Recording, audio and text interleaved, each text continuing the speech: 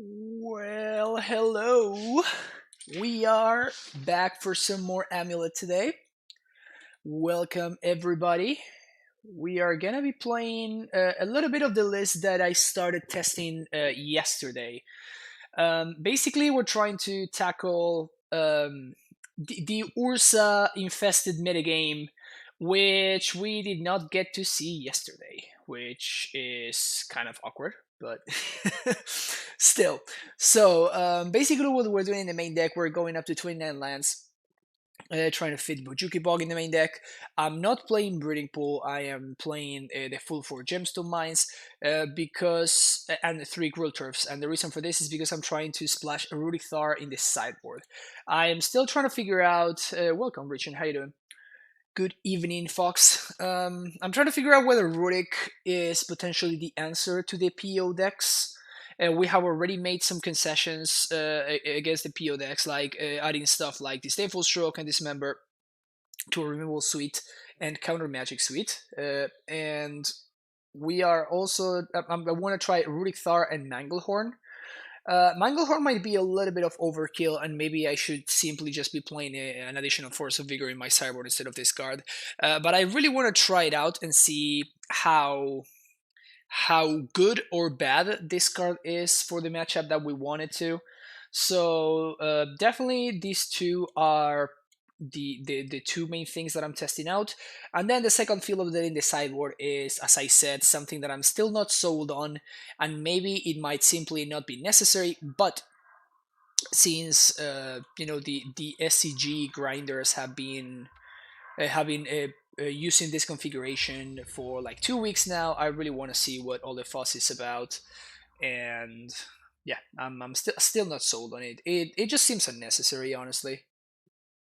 But yeah, if you would like to hear more thoughts about the deck, of course, you can ask them in chat. If you're watching on YouTube, you can leave your questions in the comments. And finally, you can simply just check out the yesterday's stream as well. This is kind of a sketcher. I think I'm gonna keep it, but yeah, I think it's a keep. I think it's a keep. It is a little bit of a sketcher. It's kind of nice that we have access to Cavern of Souls. I think I would rather have access to something like a Radiant Fountain instead. Oh, also we're not playing. Oh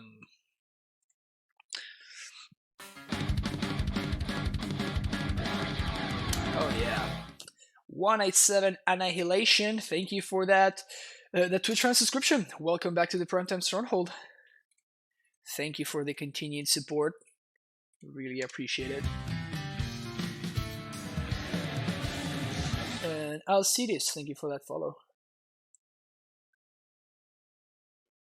Yeah, well, thanks for being here, Crimson. How you doing? Ran it back, no changes. No, not for now. I will certainly be making some changes.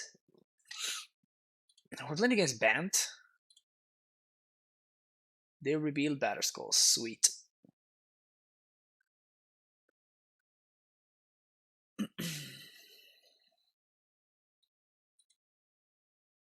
So it's basically just like Bant Stoneblade. Oh, sweet. Alright, so we're looking very good now.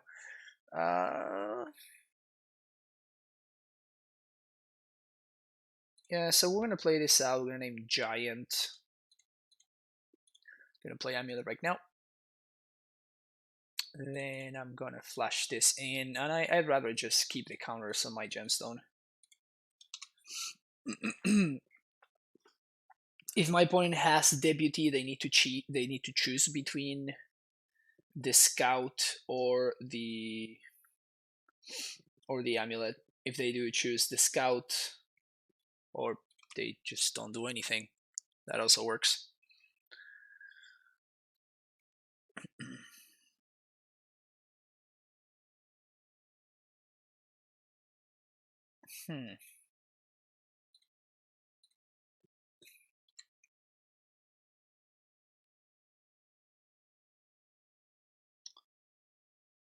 So I could trigger Field if I wanted to. Do they even care about that?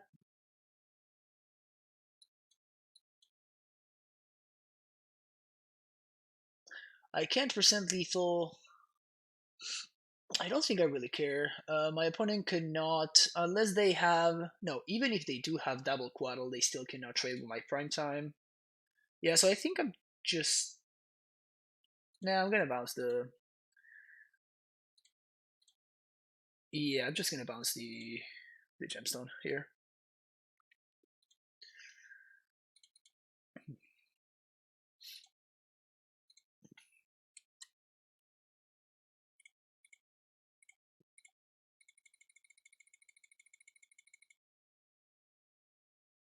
What could they have at instant speed? Just Path to Exile. Um, yeah, Path is the only thing they could have. So we just play around that.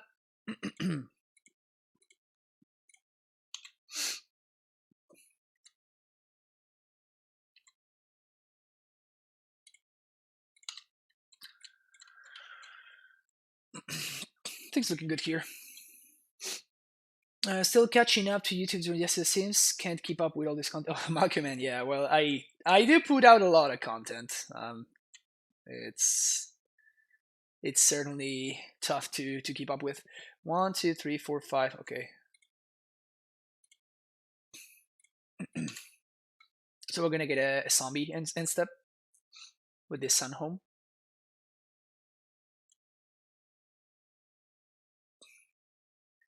Here comes the skull, probably.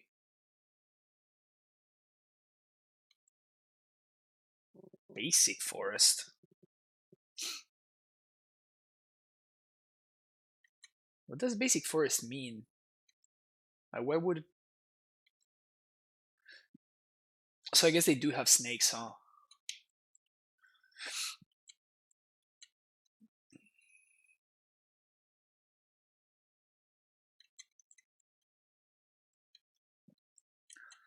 No need for me to chomp with the zombie.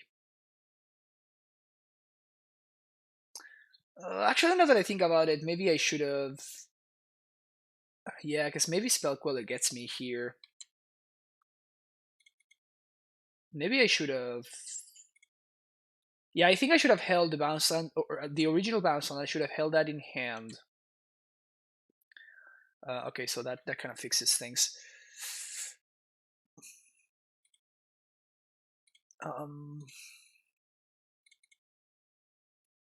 Still, my opponent doesn't really have a clock though, so I'm not particularly worried about this.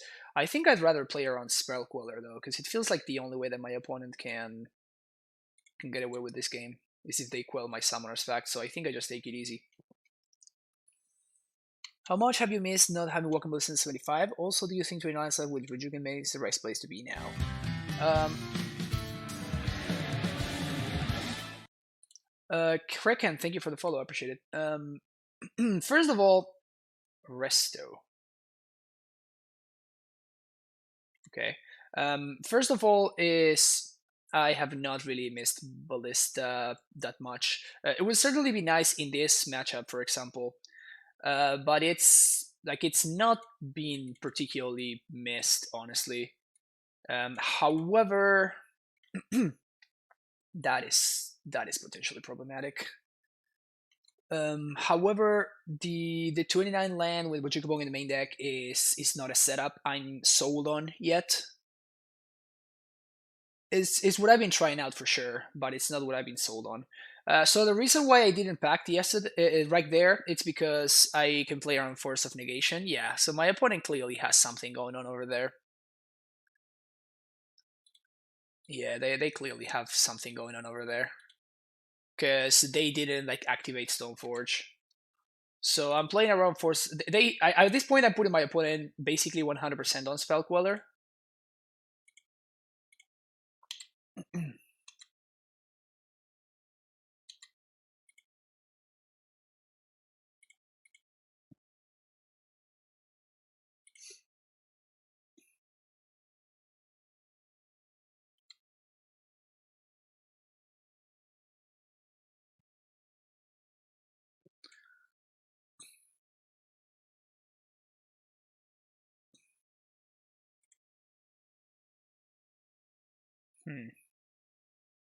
Yeah, I think I just passed the turn here. So I guess I'm gonna choose not to play around Force of Negation anymore. So if my opponent taps out here, I'm going to Pact.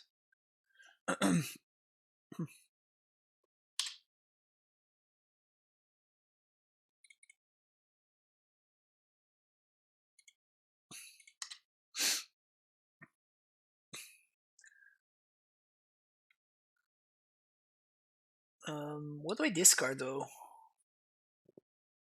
think I'm just gonna discard the bounce land, honestly. My opponent's probably gonna suit up. I guess they should suit up the Batter Skull. Yeah, they should suit up the Batter Skull 100%. Yep.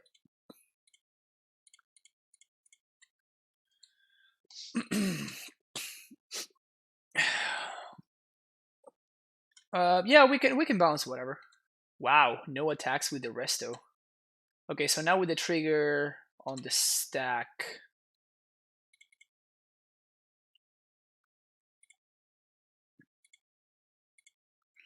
So we're gonna pay 1, 2, 3, 4, and then we're gonna have 1, 2, 3, 4, 5, 6, 7, 8 mana.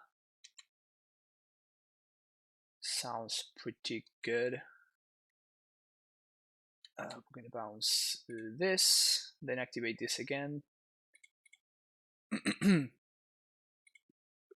At this point, I put in my opponent on at least one Spell Queller in hand.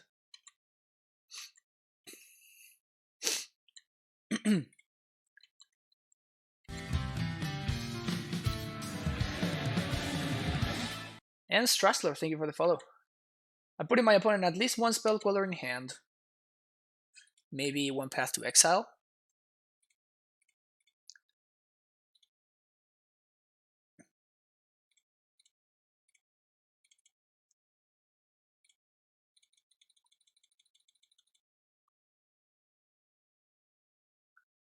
There's the Prime Time.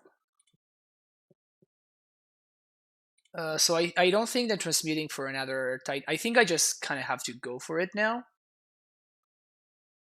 because of the Queller.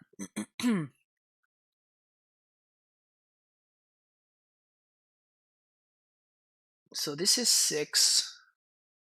I kind of need to try to answer this equipment here.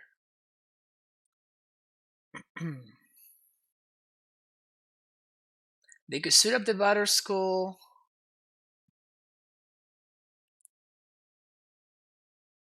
Yeah, I'm just dying to this stupid sword. I guess I'm definitely missing the Ballista right here, because Ballista could play around Spell Queller very easily. And then we could block the sorted germ, or kill the rest of if my opponent tries to attach.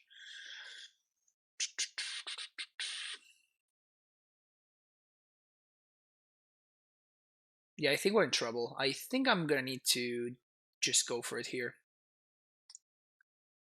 I am trying to play around. Like I suspect that my opponent has Spell Queller in hand, and that is the main reason why I'm playing the way that I am.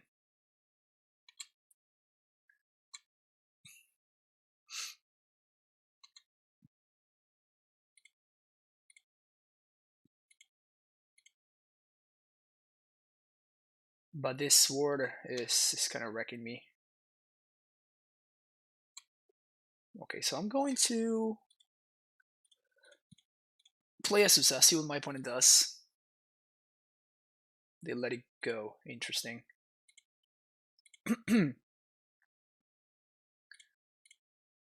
Haste Prime Time.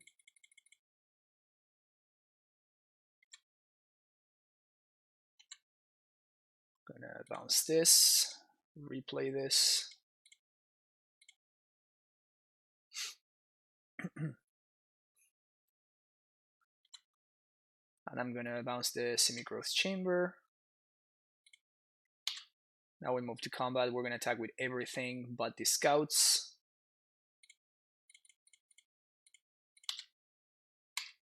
My opponent will very likely block on the skull. So what am I trying to do here? I can survive the attack thing with Radiant Fountain. So I think I do Fountain plus Teleria West here.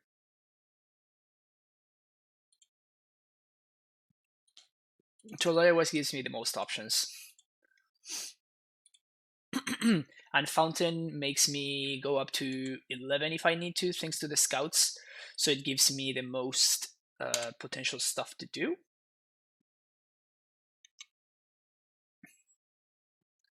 Yeah, they can block with the skull, I know, but like I can't. If my opponent has a Spectre, I just straight up lose the game, right? So why would I am putting my opponent very strongly on Spell Queller. Now we know for a fact that they do not have a path, because otherwise they would have not let me attack.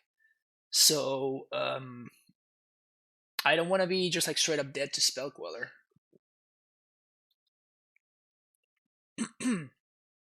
Now if I double strike here, my opponent, I guess it's the same, right? I just double strike a zombie and it's effectively the same thing because of the protection from green. It's kind of crazy how like well positioned this specific sword is against our deck. It's pretty funny.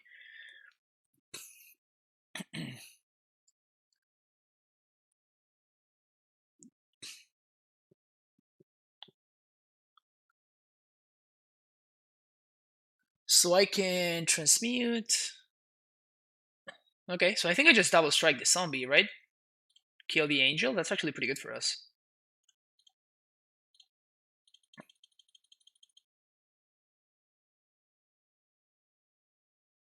Opponent is gonna game for.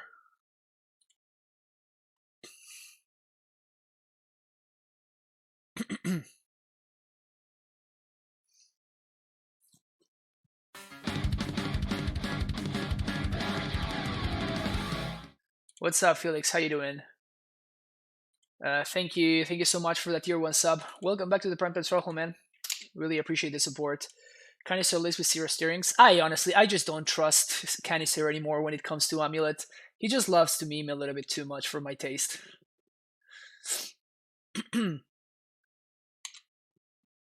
He just likes to meme a little bit too much. Okay, good to know that they don't have any more equipment.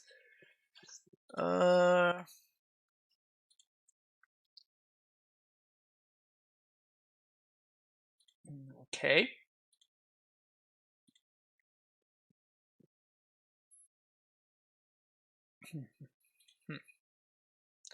So here we're going to see what my opponent does.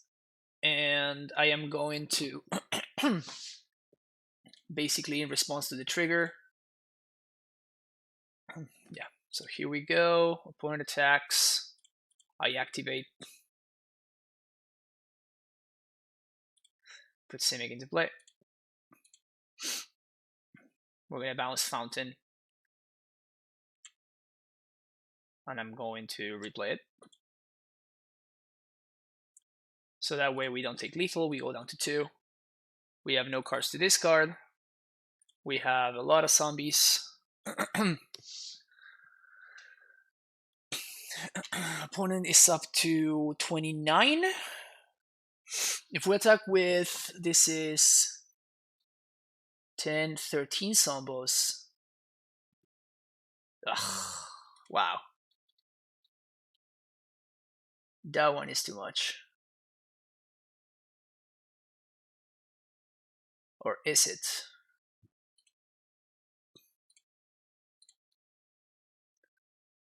So we can Titan and Explosives on 3 here. That's nice. Yeah, sweet. And I'm going to use some of my land drops here because because I'm going to be using Explosives on 3, so the Estus is going to die anyway. So if my opponent has Force of Negation, they got me, but that's pretty much it, I think. Transmute. Pact. Titan.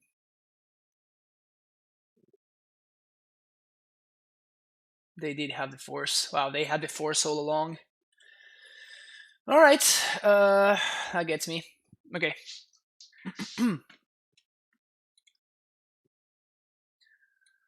Alright, so we're gonna bring this in, we're gonna bring this in, we're gonna bring Tracker and explosives and field. What are your thoughts on the card list? Does the consistency of this list trump card? Kind of it does, yeah.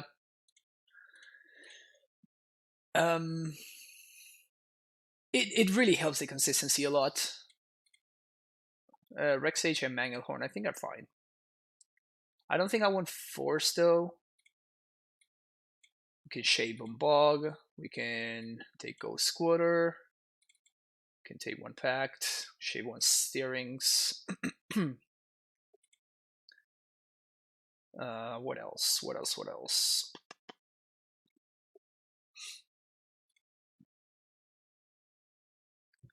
I like the Scouts. Like the Amulet. Like the Once Upons.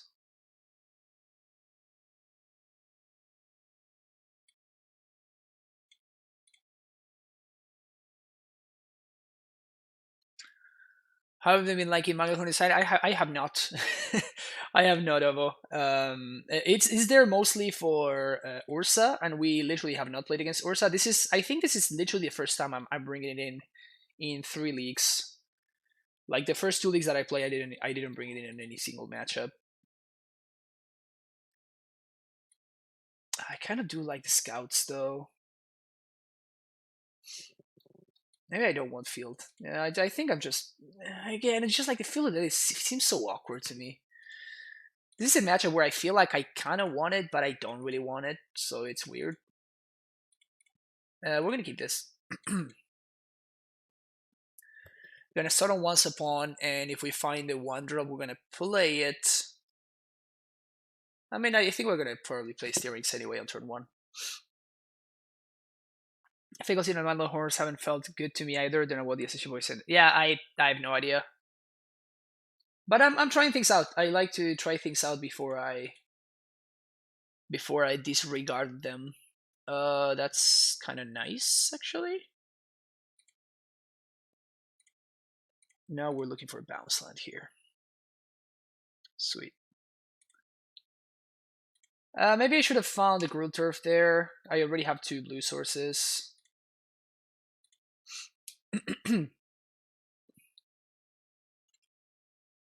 And I have a 1 of a Brady in my deck, so...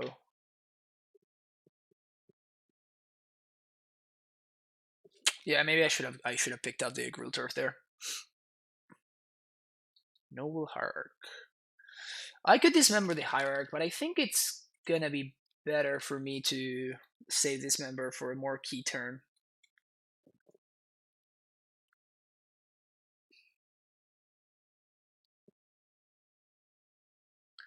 Particularly if my opponent has Squeller or something like that. Damp Sphere. Sure. We have one of those hands that don't really care about this card whatsoever, so... In fact, now that I know about this, I think I'm actually pretty interested in doing this. Basically means that my opponent can't ever double spell. And since we have a hand that doesn't really care about Damping Sphere, I think it's pretty nice that we can do this. That's actually a solid pickup, the Gemstone Mine here. It's a red source in case I draw on a Brave, or it's an untapped source that doesn't require me to bounce a land, so I can just naturally get up to naturally get up to 6 mana. Sweet. So now my opponent has a 1/1, but they can't double spell. That actually doesn't help me, which is awkward.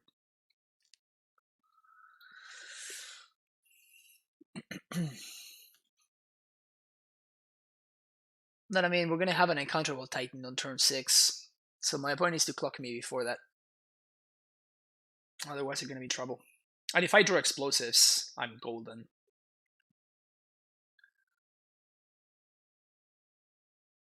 Also, my opponent apparently does not want their their Quaddles to be death touchies, because Oko Thief of Crowns.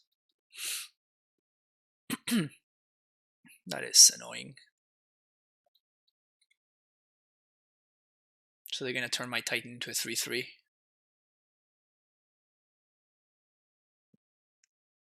There's a damp sphere, so I cannot Titan.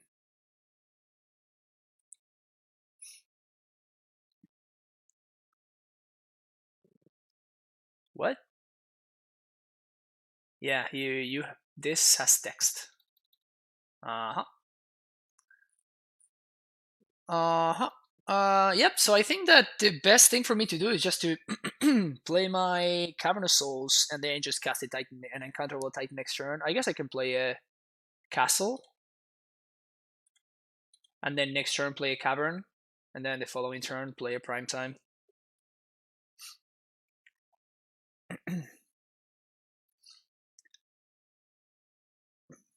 No, I feel like I'm actually pretty ahead here.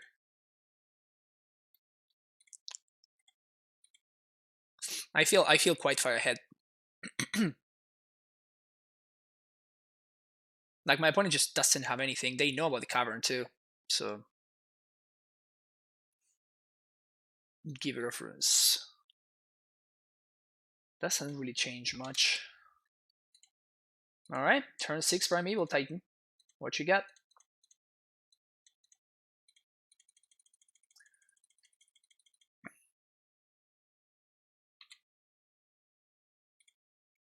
So we're gonna get Field and Radiant Fountain, I think. Yeah, sure. I could also Field Radiant Fountain because it's gonna be a 7 mana Summoner Spect. So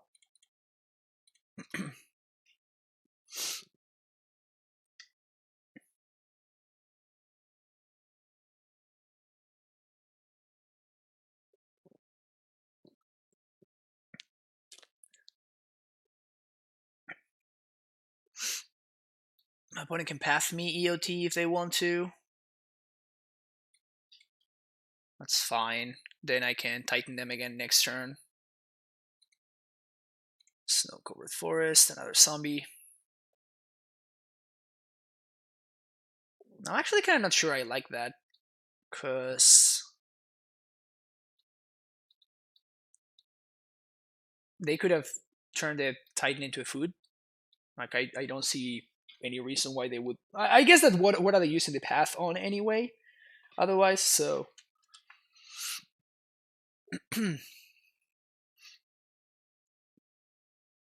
control their creature protocols about 3 or less. Okay. Pro black to the food. That's hilarious. And now we just start going face, huh?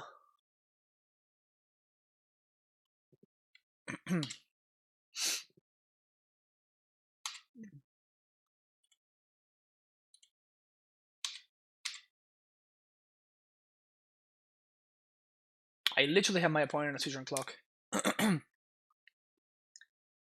They could have saved path or hasted Titan. Yeah, I'm not sure. I guess they can gain life from the food since I'm clocking them or something.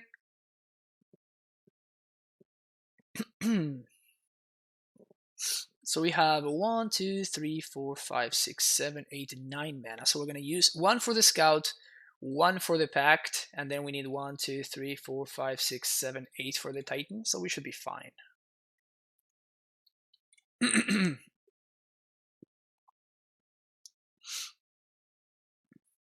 Oh, my opponent's gonna cast a spell here? Sick. Alright. These guys still don't have Death Touch. And now I don't need to play around Queller anymore.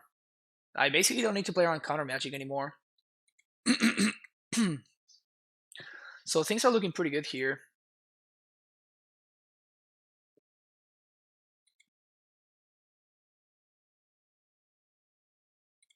I guess my opponent could Force of Negation if they wanted to here. Which they would probably need to. They don't. Okay, so I'm feeling very good right about now. On, 1, and 1. There's the prime time. We're gonna get. I think I want to gain some life, or I could Vesuva Field. But Vesuva Field really Yeah, Vesua Field is actually fine, I think. We're gonna need to pay for a pack, so I want to make sure that I have a bunch of green sources, which I already do, so I don't need to do anything about that. But we already have a bounce land. Yeah. So I'm gonna Vesua Field and Simic Growth Chamber. We have no bounce lands in play, right? No. Okay. We're gonna double the zombie production, and then I'm going to bounce the fountain and replay it. Get more zombies and cast the scout. And even with deputy, we can get going really quickly, so I'm not particularly worried about that. They didn't crack the food end step.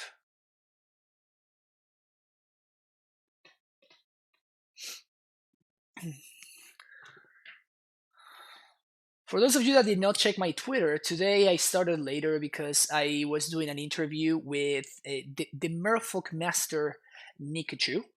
So, and in that interview, one of the things that I talked about is precisely how people overvalue the power of this card, and they will maybe mulligan hands into like turn 2 Damping Sphere that then have no clock whatsoever. And then we just easily win by hard casting in Primeval Titan on turn 6. So it's certainly interesting to to me that it's just a thing that people do for whatever reason. If you don't have a clock as well as the Damping Sphere, then you're not gonna beat Amulet. I'm just going to overpower you every single time. Now we're seeing it right here, right? Like my opponent's clock was like a nice Fang Quaddle. That's not quite gonna cut it. Game 1 looked very different than this. So this is possibly the deputy, or like, oh, Knight of Autumn, yeah. Not gonna cut it.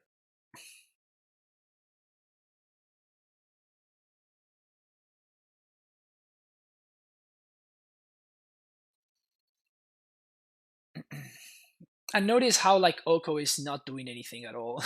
I'm just like it just doesn't matter what my opponent is doing with the Oko. It's just not doing enough. I just don't care about the card. Don't give away our secrets. Nah, it's fine. I like to educate. I find it way more interesting to like when I play against opponents that know what they're doing, and that it just makes for way more interesting Magic. The easy wins are not particularly exciting.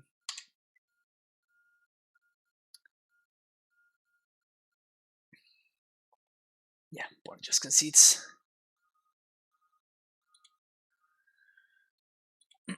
All right. Do I want the second field over something else?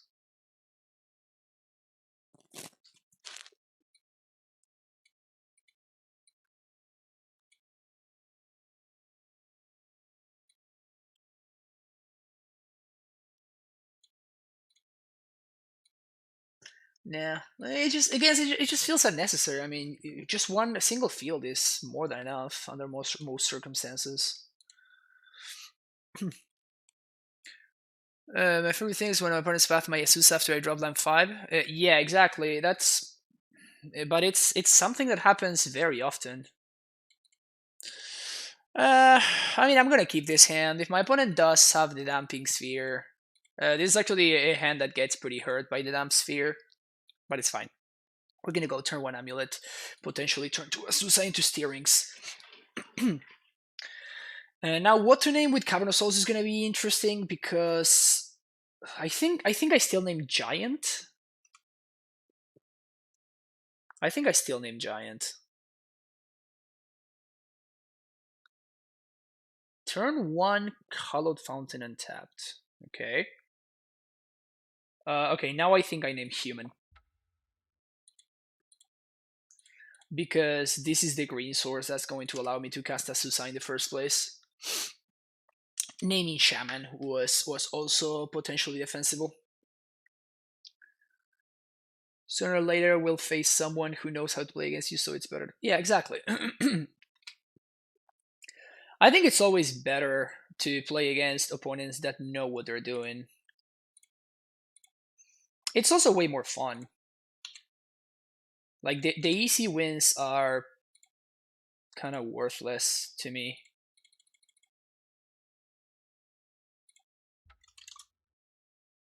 Now we do name giant.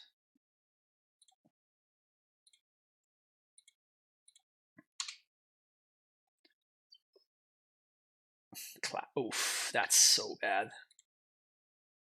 Wow, that's a bad play.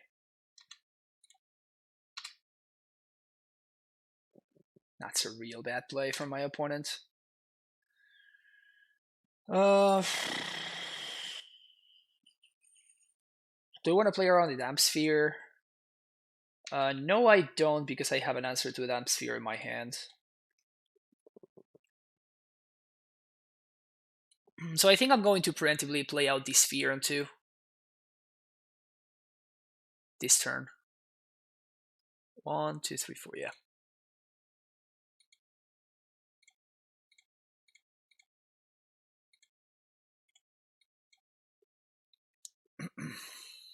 Question about Trinisphere. How crucial is in Cybercall trying to decide if I don't even play it. I think it's bad. I think it's very bad, honestly.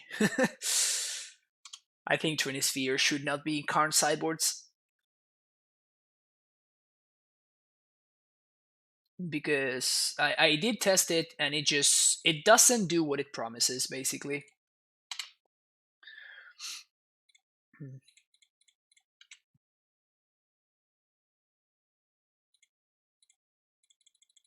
By the time that you can Karn minus for a Trinisphere, you can probably simply just Karn minus for a Lattice and just lock up the game that way. Yeah, this is worse for field purposes, but I'm so far ahead that I'm not trying to set up field. I think it's better for me to just to just set up the Titan chain. Just pass it, Tron.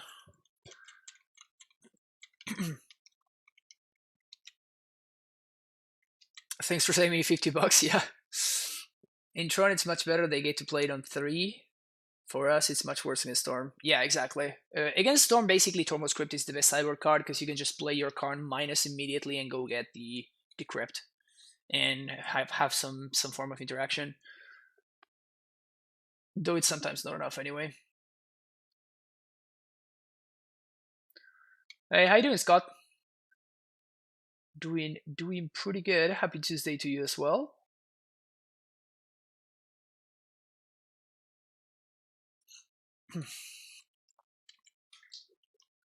All right, things looking very good for us here.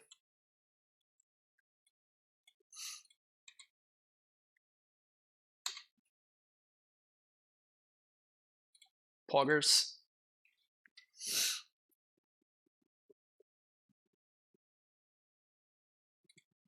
So they probably quell this, which gives me free reign to play another one and haste the Titan. Funny enough, if my opponent chomps with the Queller, which they probably will, then I don't think I cast the Pact, because I will need to pay for 2 packs on my next upkeep, so... Oh, but this is lethal, never mind.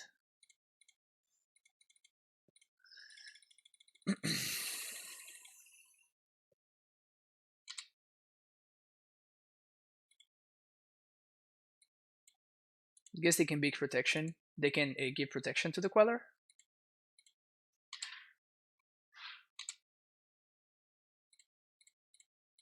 Boom.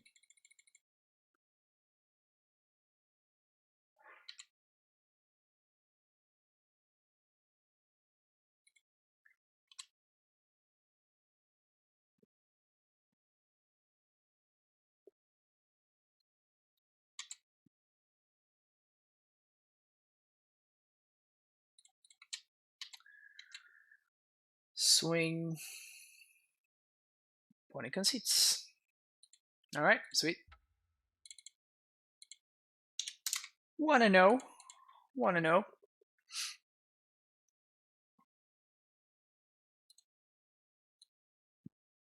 And you saw the very clear difference between what the game one and games two and three. Game one, my opponent put a clock on me immediately. Games two and three, my opponent just never put a clock on me, and you saw how differently both games played out because of that, right? I think I'm gonna keep this hand. Doug, thank you for that Twitch Prime sub. Welcome back to the Primetime Stronghold, my friend.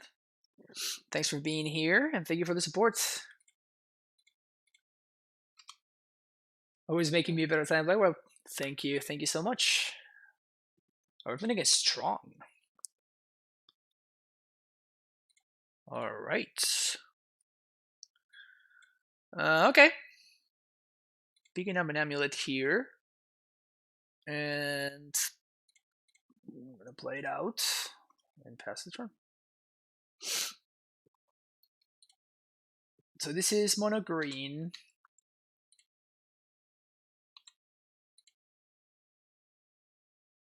Sanctum. I have seen people shying away from Sanctum of Wugin lately, which is interesting. My opponent kept a hand with no turn 3 Tron. Opponent, what the hell?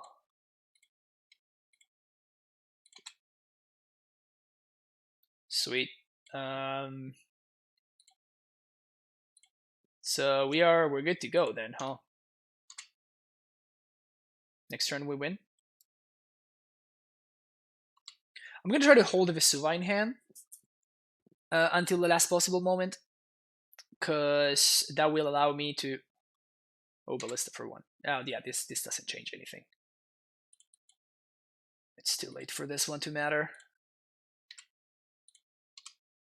Too late for that one to matter. I'm not gonna get to copy Ghost Squatter, but that is whatever. They did search for the power plant, so we're gonna tag that one. Name Giant.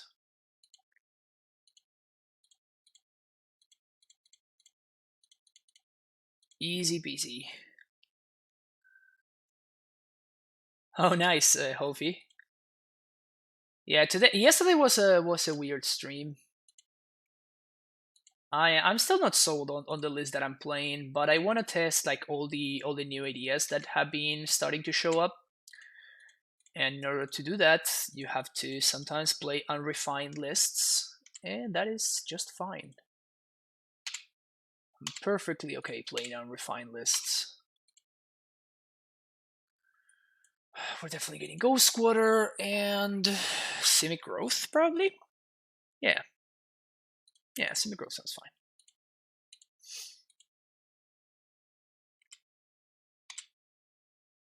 And we're gonna dross opponent conceits. Okay, I was gonna dross that Ghost Squatter them. Alright, this the info stroke. Explosives out. Probably want a second field. Want Ramian up. I kind of want Manglehorn actually, and Force. And that's it.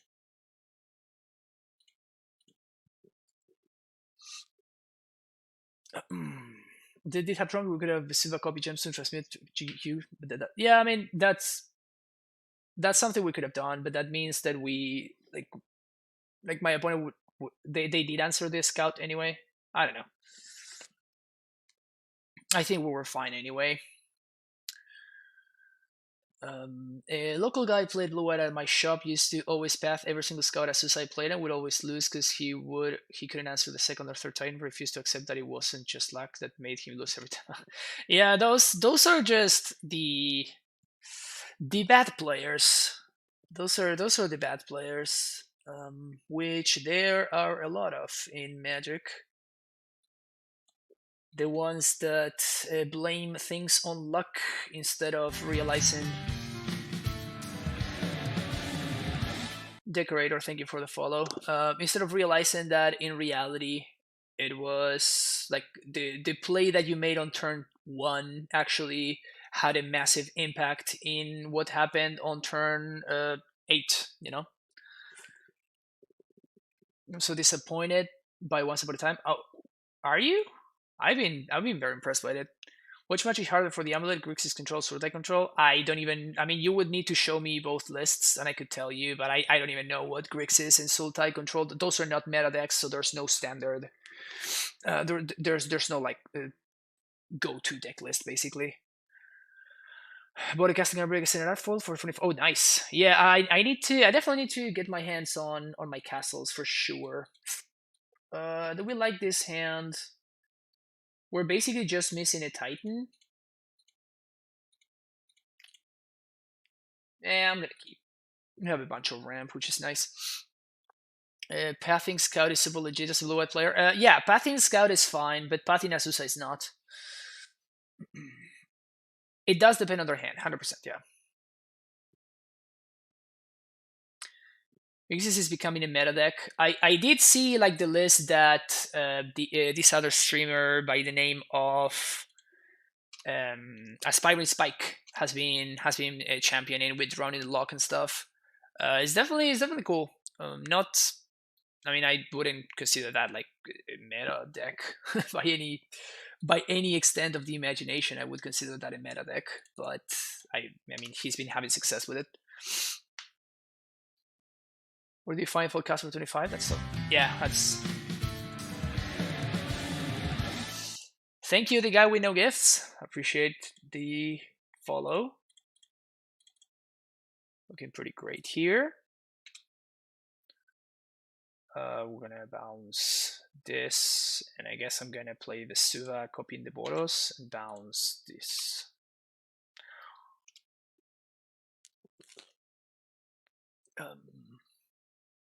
I try and it feels like it's unreliable, strangely, like it's great as a late country, but it doesn't not help starting hand unless you need it in non-crew. I mean, it's been doing good stuff for me, to be honest with you. So I'm not very sure about what you're talking about, honestly.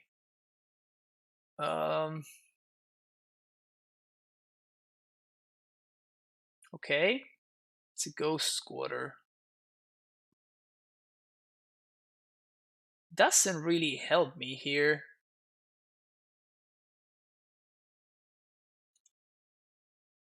I guess it kinda does, but not by much. Like now this makes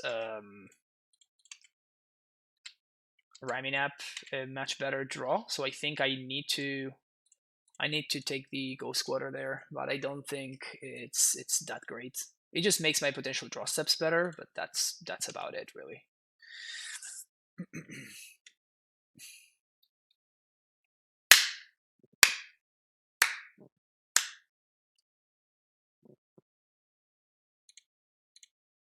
Next level place.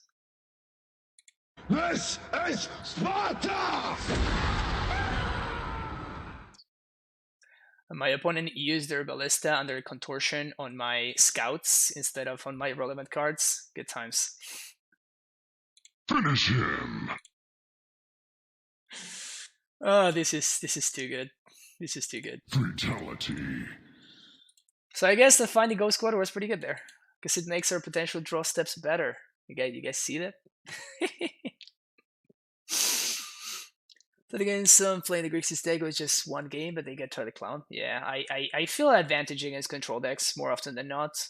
K-Command can be problematic with some lists, but Double Bailoff does a lot in helping that.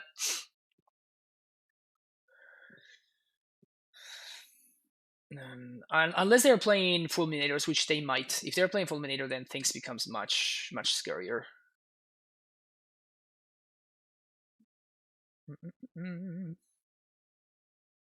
Miss Karn Daddy, I love a couple once upon a time the card list. So yeah, I mean you can do that if you want to. Like I think Karn is still great. Extended at foil went from 50 to over 80. Yeah, I can see that. That's why I don't play foils. It's too much money. I'm definitely looking to get the extended art once upon a time, and especially the land. I think the land looks amazing. Never not adding wisdom too. Never had 2 and 3 Tron. Yeah, my opponent, I don't know, they mulliganed weirdly.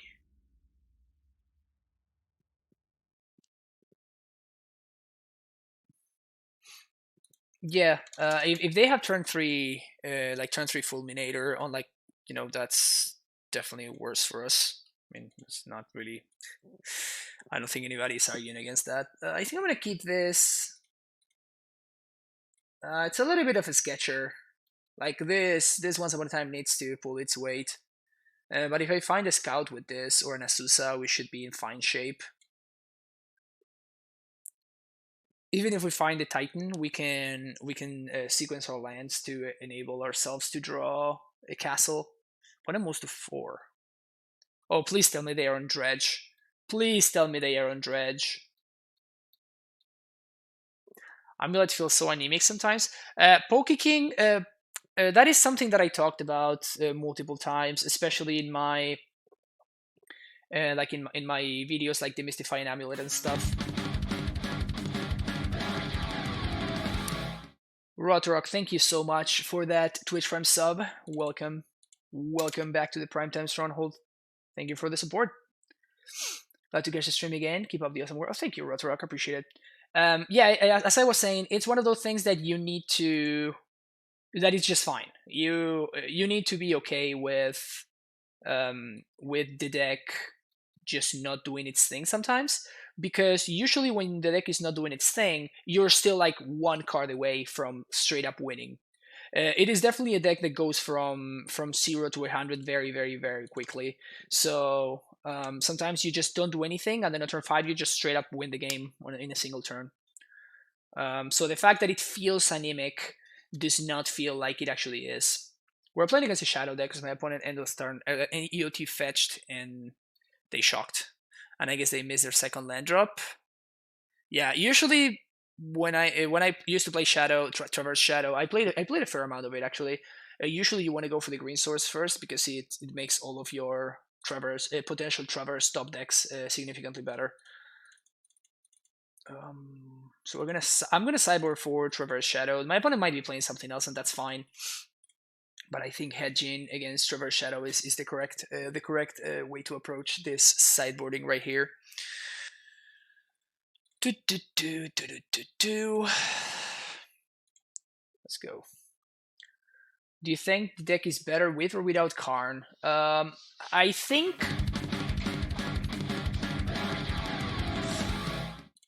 Tom coming back with that 6th month in a row. Thank you so much for the continued support, Tom. I really appreciate it. Thank you for the Twitch Prime sub. Community scroll and all. Have you tried Casey? Yeah. Screw that. Have you seen the test of this morning canister changed for strings for Explore?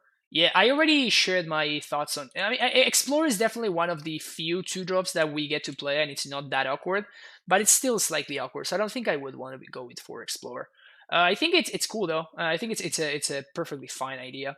But as I was saying, Vacuus, I think that the list that I had worked on with Karn was very, very polished and was very, very good. Like I was consistently getting um, about 80% win rate with it. Again, I'm assuming that my opponent's on Grizzly Shadow, so keeping this 6 is perfectly fine. We just want lands, and we have interaction for my opponent's early threats. So this is a snap keep.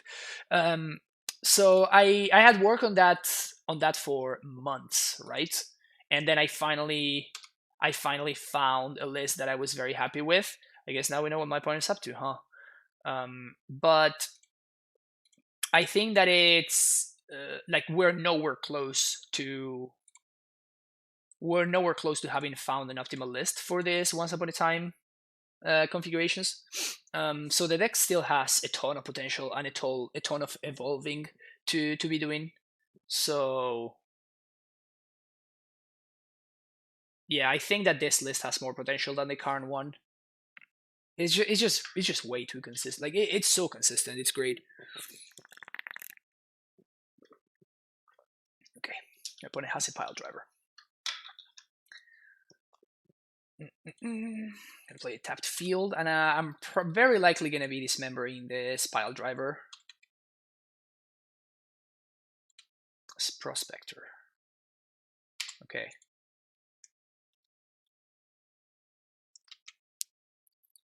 Is Tracker back because Once Upon a Time is better?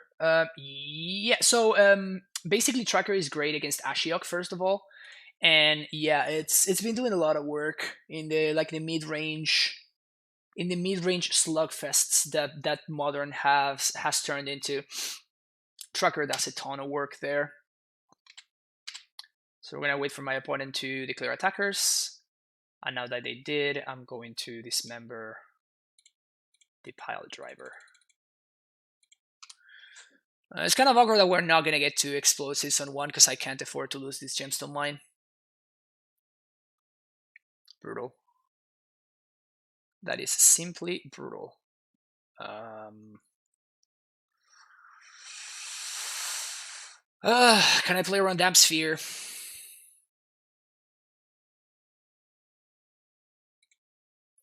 So if I play the T-West here, I can next turn play EE on 1 and crack it.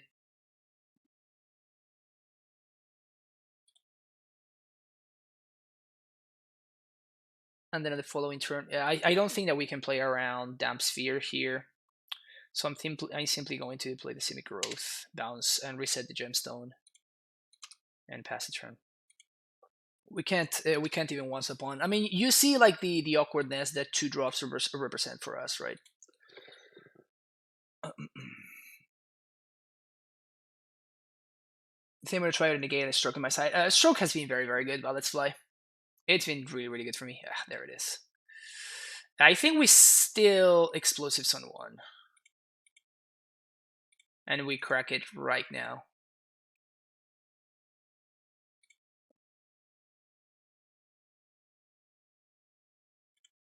We might want Manglehorn.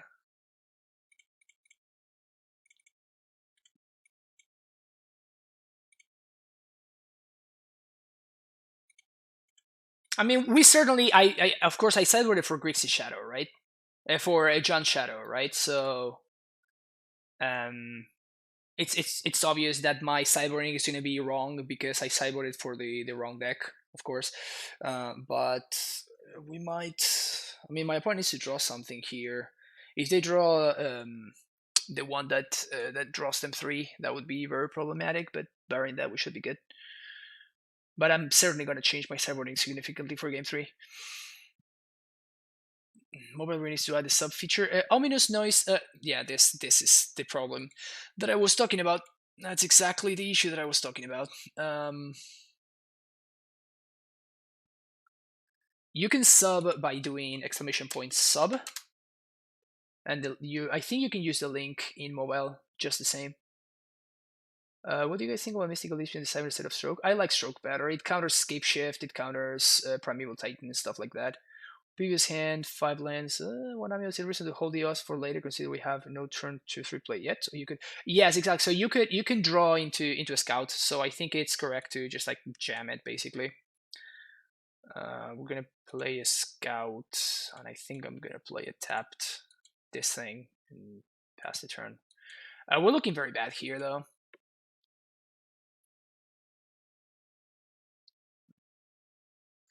Yeah, Goblins is not an easy matchup, I don't think. I still think that we are very favored, but I don't think it's an easy matchup by any means. And you can see what I was saying earlier about like Damping Sphere. My opponent does not only have the Damping Sphere, they are also backing it up with pressure, and they're getting me with the pressure, right? So that is exactly what you want your deck to be doing. You don't want to just like play a damp sphere and just like cross your arms and hope that the amulet player just folds and dies, because that's probably not going to happen.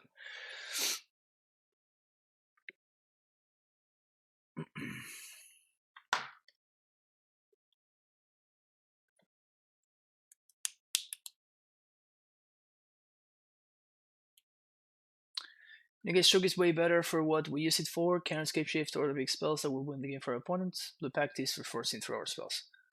My opponent. Yeah, okay. So I guess I need to chomp now. I mean, I'm not. I can't really win this game anymore. So I'm not playing like Fire Spout or anything like that. And I can't cast the Titan next turn even if I drew it, so. Okay, well we're gonna sideboard properly. And we definitely want this. Definitely want this. I don't think we want Force, but actually I don't want Land or like Amulet that much. But we don't want Bog. We would much rather have Cavern of Souls instead. We don't want this. We still want all the explosives. We still want the Bailots.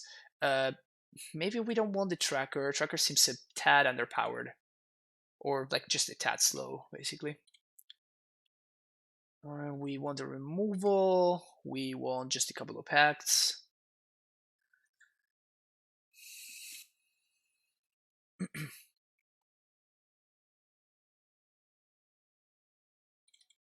And I think I'm going to shave on one Secret Drive Scout.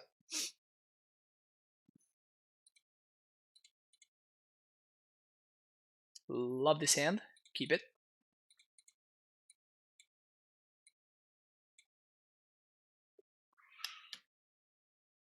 I've had a hard time beating these new Goblin decks. Yeah, I mean, depending on like how their deck is comprised. When they go really wide on you, it can be problematic. But it's been, I found it to be just like okay. I mean, it's not. Again, I don't think it's a great matchup, but I feel slightly advantaged. Uh,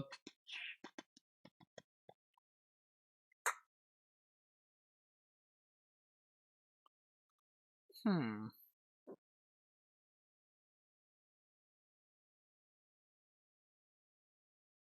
Okay, so I think I'd rather have Field of the Dead because I'd rather have both other land cards in my deck.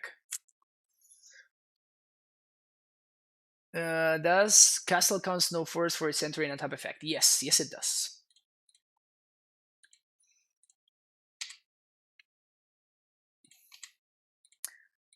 Very strong hand, unless my opponent has a Damp Sphere right now. We should be winning this game pretty easily. Dispute seems really good against Blue Eyes control decks at Urza. Worst case, it's a 3-mana converted that Cosmolic. Yeah, but we are not interested in playing 3-mana mana leak Niyasha. That's kind of the issue. We can still Damp Sphere. We can still Titan here. So 3.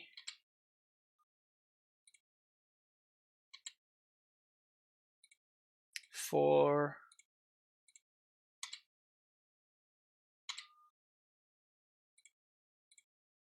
5, 6. Hope you didn't keep this hand because of your Damping Sphere opponent, because you're gonna have a bad time.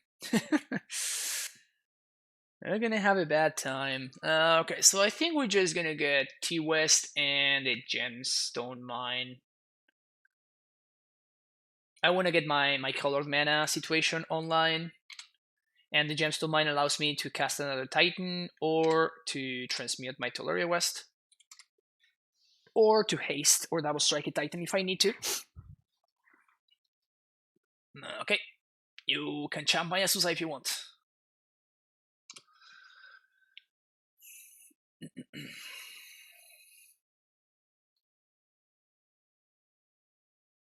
May I just say go on Tuesday nights? I'm known as the Titan guy or the Goblin guy, only decks I play. That's funny, but let's play.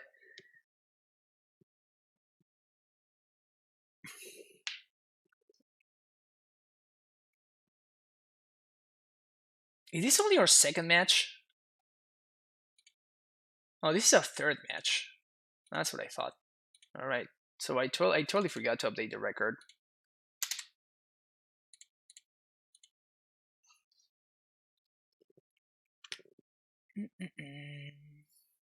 Is there a deck list for your optimized card list somewhere? So the latest thing that I've been testing was this. You can find all my list in my Stream Deckers.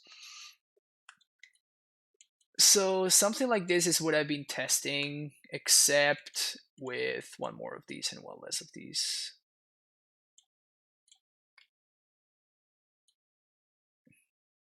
And then for the sideboard, I still need to figure out what configuration I would play.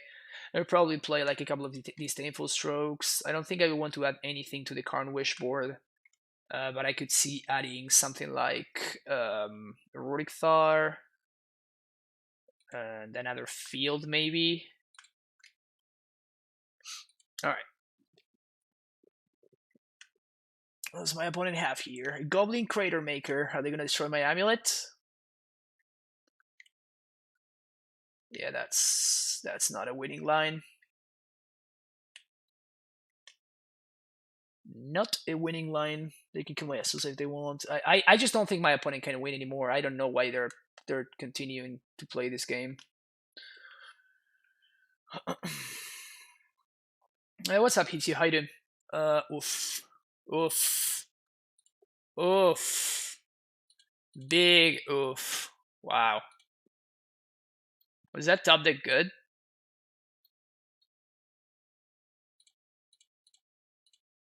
Still no concession, opponent? Okay. Sure. Destroy my amulet. It's cool. That's cool and all, but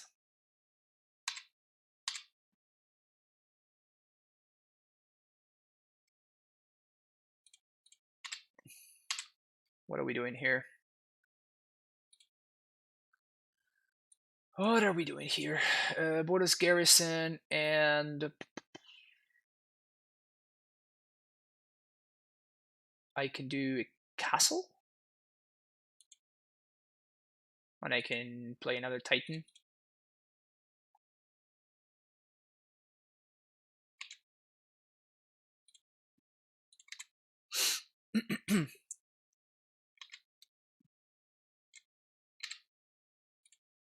Zombie.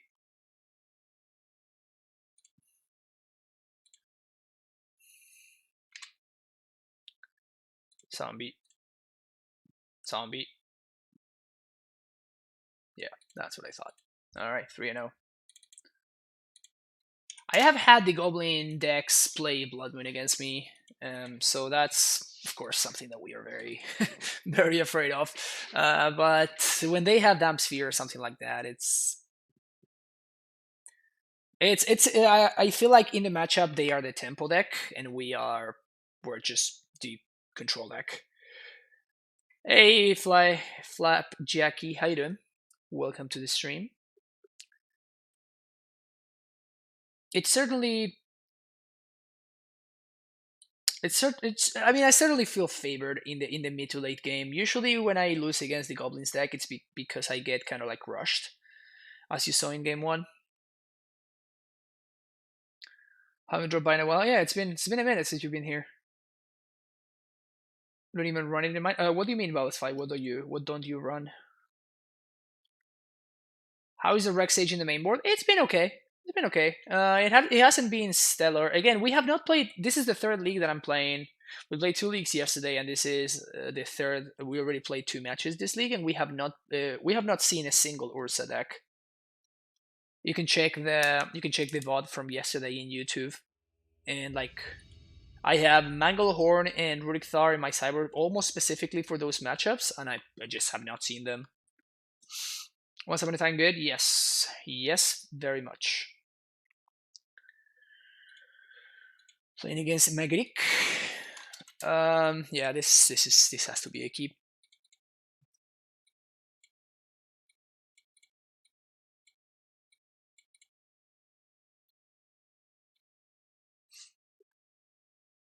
We got the combo. So this Once Upon a Time basically wants to find the Titan. There it is. If my opponent is playing a removal deck, of course, having gotten an Azusa would have been better, but that's fine. All right, no removal is good. Steering's first. Semi-growth. Sounds good. All right. Castle. Steerings. Ha. Gruul Turf. Or another semi-growth. I think I'm gonna get Gruul Turf to diversify my lands. If I find the Tulare West, I get a little bit punished, but that's fine.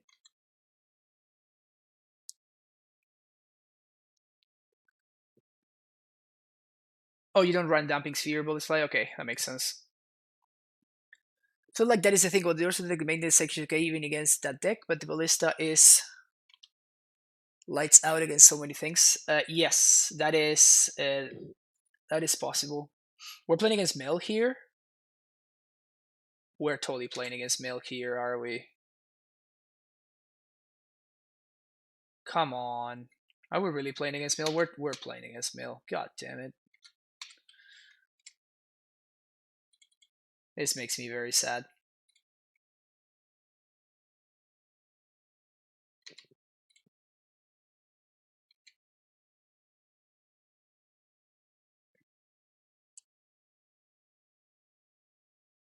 So we can Titan this turn, so I'm gonna steer first. Found an amulet. Alright. Wow, no, I didn't mess it up. No, yeah, I did mess it up. I could have Titan this turn. Yeah, wow, I really messed this turn up. So I should have steered off of this green source, because then I could have used the castle to play amulet and then play Titan. That was a pretty egregious mistake. It's possible that it cost me this game. It's possible that it cost me this game. But Jukebog is a fine piece of interaction, though, for this Scout Arena.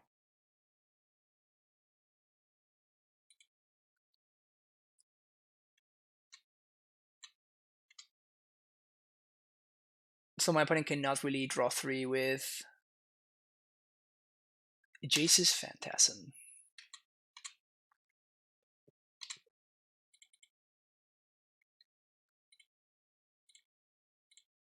Bog me.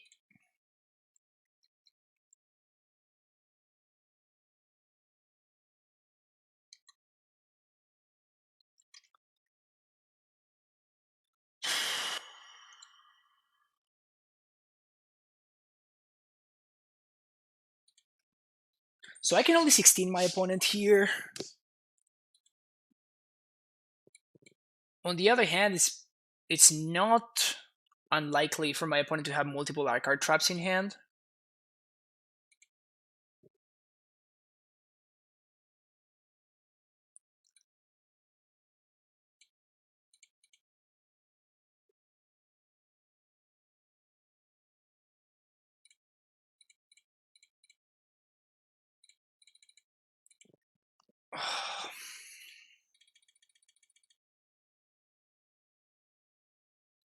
Okay, we have resolved the Titan. I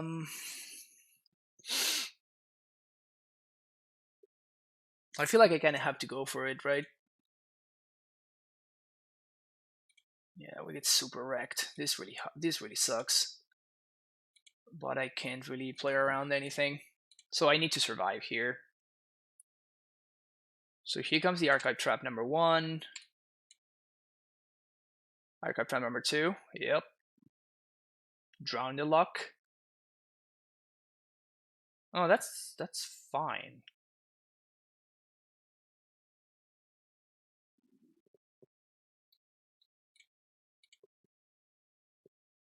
Oh no, we're out of Titans now.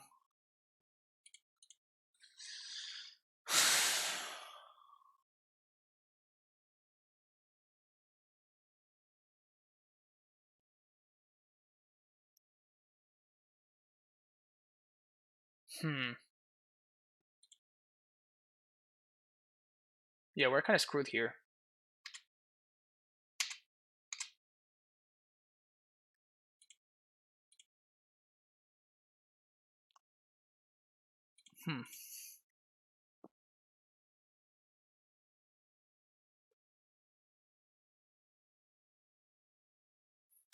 I have 1, 2,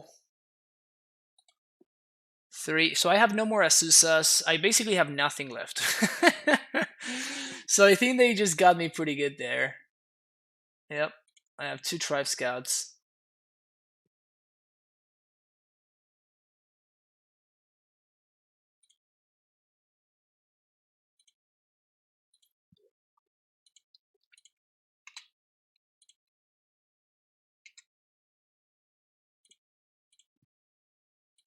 God damn it.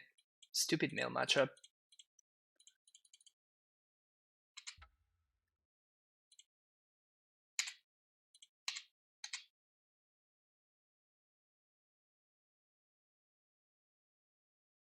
So we're just trading here. And then I'm just trying to clock me my opponent with with my remaining Sakura Tribe Scout. God damn it.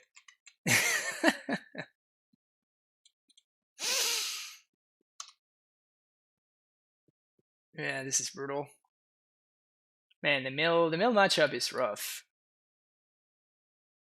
Oof, wow, yeah, okay. That's like literal lethal. Basically. Alright. This guy. I don't think that this Thankful Stroke is gonna cut it. Force, yes. Ramming up, yes. I don't think I want Mango Horn, but I might want Tracker. Cyber a couple of packs out, and that's it.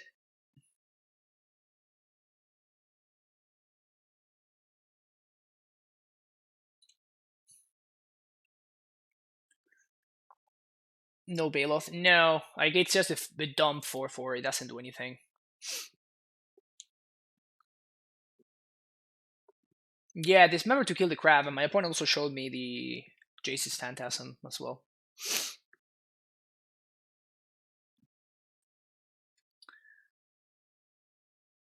Yeah. Definitely drawing in lock is a big deal.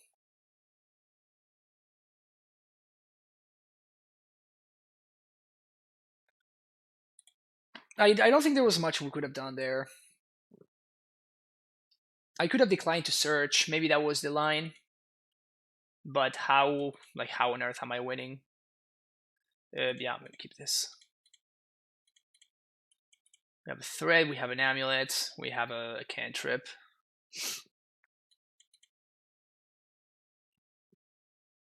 We're trying to find a bounce land here, preferably Gruul Turf with this Once Upon a Time.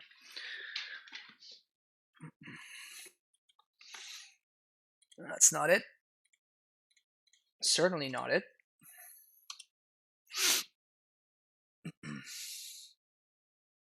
Please play a crab and pass.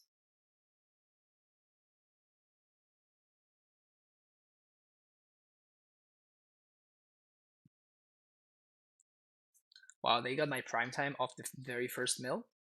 Crazy.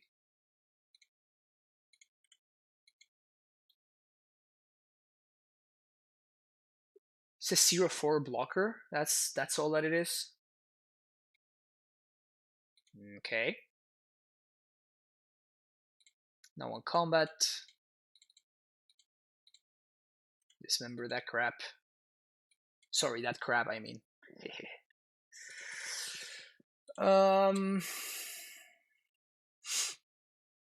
I think we tracker here. My opponent can drown it, but I need to start clocking them.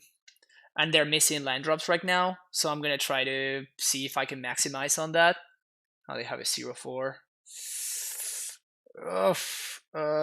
Yeah, I think I have the steerings here. Again, trying to find Gruul Turf. No luck. Not even a green source. Attack.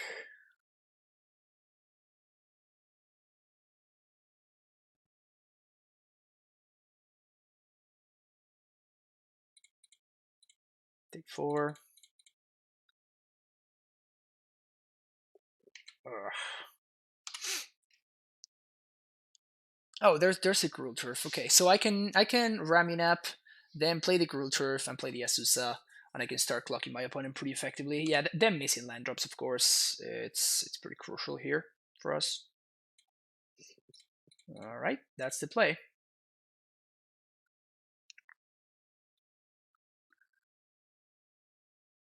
Yeah, my opponent is living the mill life. Mill life crisis.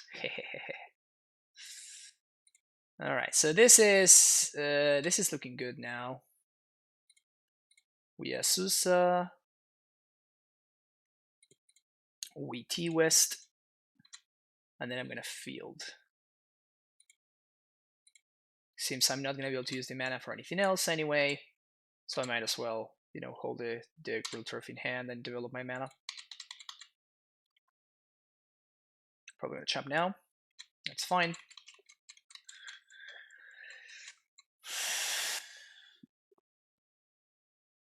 Tracker's so good. Sure. So next turn we get to play Rurik Thar, and that should lock it up.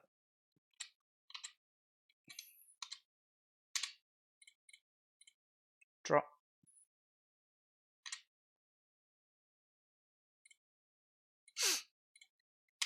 so 1, 2. What happens if I haste? Let's say that my opponent has 4 archive traps in hand. They mill me, but I get to haste my Titan. So this is 6 mana. Yeah, so we should be fine. So I can Rurik and haste, and that should be enough. Because my opponent, if they want to mill me, they're gonna kill themselves. So yeah, so I have exactly enough to look it up. Sweet. Yeah, there's this. Jonathan, actually, Mill is one of Amulet's absolute worst matchups, which is pretty hilarious, but it is what it is.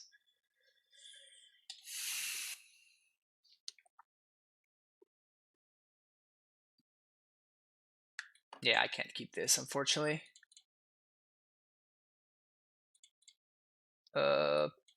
I'm gonna keep this. It's not great, but I'm gonna keep it anyway. And I think I'm gonna bottom the Summoner's Pact. I mean, I'm not pacting for anything really, because of stupid Mindbreak crap. The tech is to mulligan to 0, so you have more cards in your deck. I'm gonna keep this, and I think I'm gonna bottom the Pact. Again, I'm trying to win without searching my deck. I think my chances of winning go high dramatically if I get to strand a bunch of archive traps in my opponent's hand. That is my strategy. And we're gonna find an amulet here. Yeah, because I already have Titan mana. Oh, Artur Costa, how you doing? Welcome to the stream. I don't think I've seen you here before. Glimpse. Oh, there go my cards. Ugh. Surgical at prime time. That would suck. Ugh. Redundant Field of the Dead. Gross.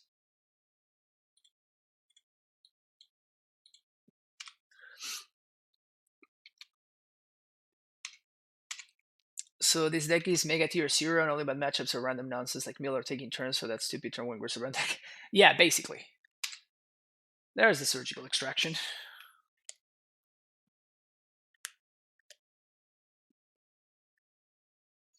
Don't speak too much, following you around for a while. You're such a great player. Oh, thank you, Arthur. I really appreciate it.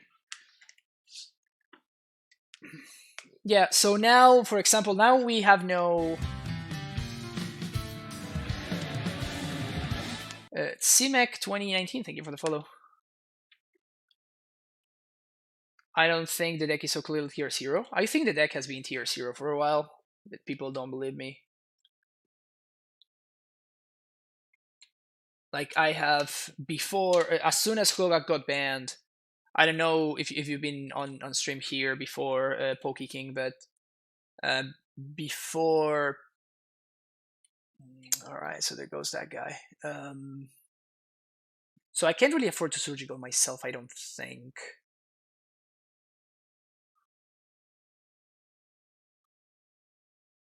But yeah, but as soon as Hoga got banned, for the span of about 2 months, I was able to keep up a win rate of almost, like it was like 78 something win percentage, which is the highest I've ever had with any decks ever, basically. So yeah, I think I'm gonna get the Tularia West.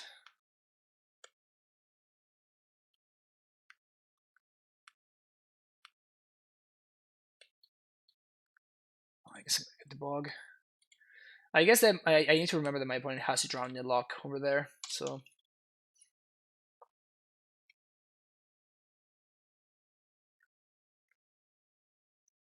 Nah, I don't think Infect is that good right now. I don't think Storm is good, but I don't think that Infect is that good.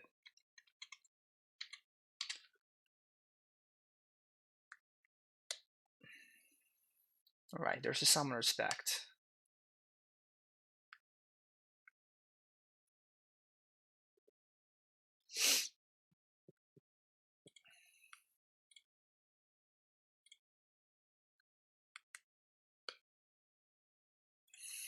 Yeah, we just passed the turn. I guess I'm trying to hold off until Rudik, and then hope that Rudik goes the distance. No Hackinator, thank you for the follow. I know that the Rudik cannot really be milled, right? Because it's at the very bottom of my deck, so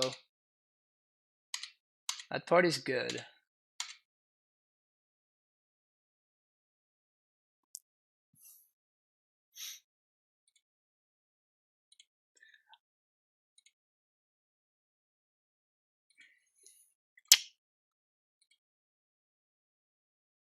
Castle doesn't help me cast Rudik, which is pretty brutal.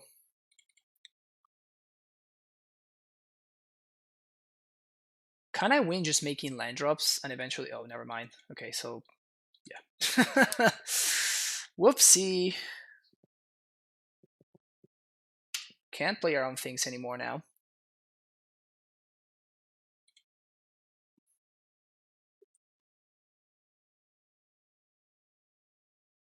Please don't mill my Rudik. Alright. God damn it! Yeah.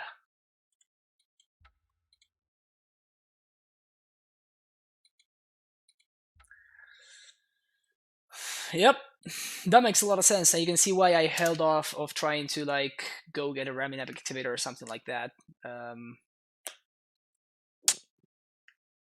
That's just something that happens. That is just something that happens sometimes.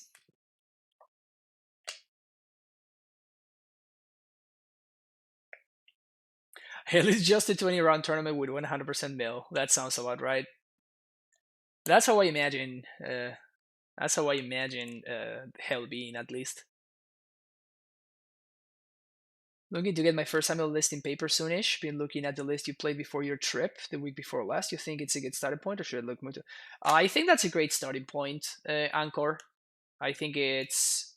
I think that list is very good. In fact, I kind of like it a little bit better than this one. And this is the list that that Anchor is talking about.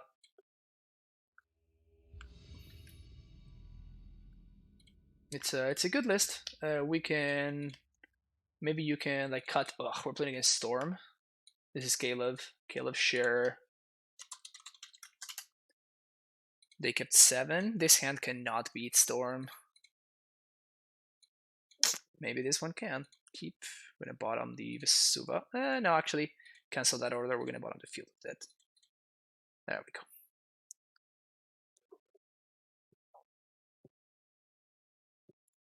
Yep.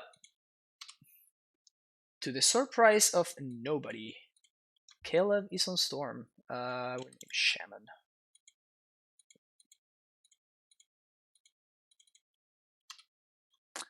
Uncounterable Scout. Go.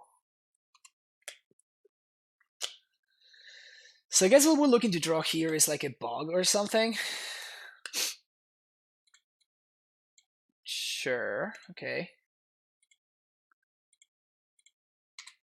We can't do this now, but we can stare at least. That's not what I was hoping for. Can I transmute next turn somehow? So Yasusa, T-West.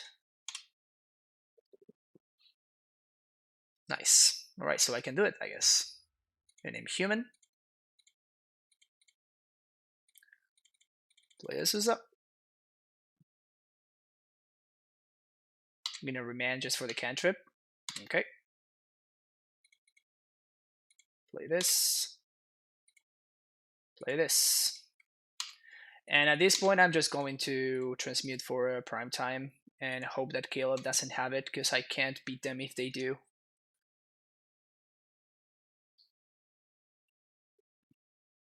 Swimmers League match, kind of, right?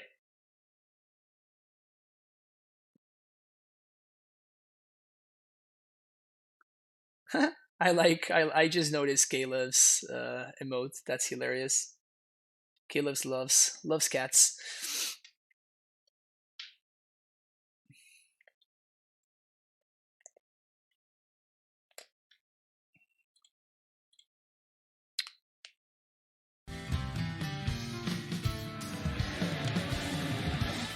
Silovsky, thank you for the follow.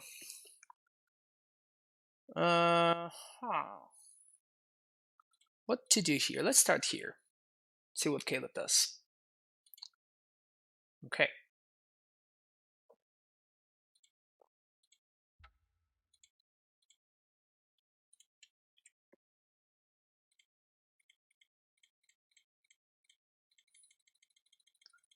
Let's do a little bit of this. See what Caleb has to say about this one. Nothing. Okay.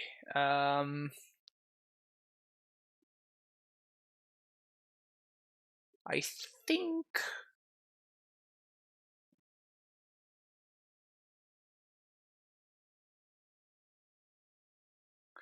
So, if I allow them to EOT gifts, which Caleb can do thanks to any ritual, what happens? If they Echo in Truth my prime time, that means that they can't. Yeah, okay. So I think I'm going for haste here.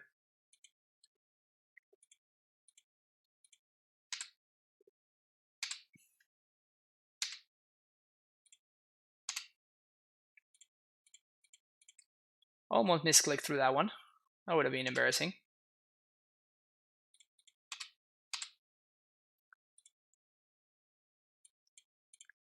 Okay, so T West and Bog, I guess.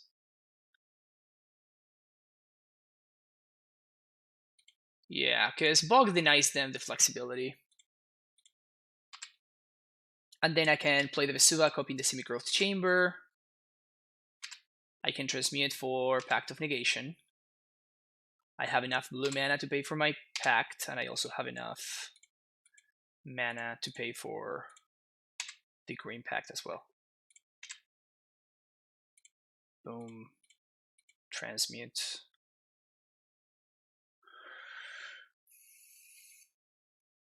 So they gift in response. Which I think it's fine.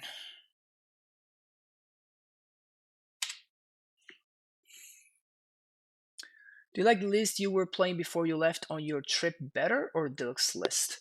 That's a good question, and I honestly don't know yet. Like I have been the list that I played before my trip, I had been doing very very well with it, and with Dilk's list, I'm still not entirely sold on. So we're gonna see how that works out.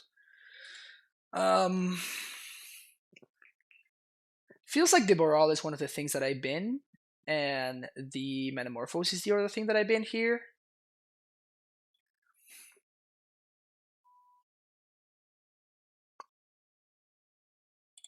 Yeah.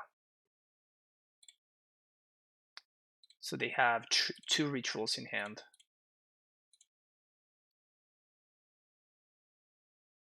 Here comes the Pact of Negation. And I have one land drop, so I cannot play another Titan in order to balance the Bujuki Bog, unfortunately.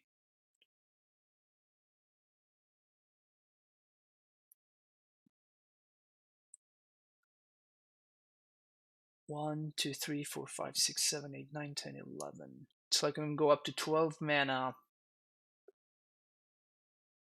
Yeah, I think I'm just gonna pass here. 1, 2, 3, 4, 5. 1, 2, 3, 4. Yeah. Okay. Yeah, we're playing against Caleb.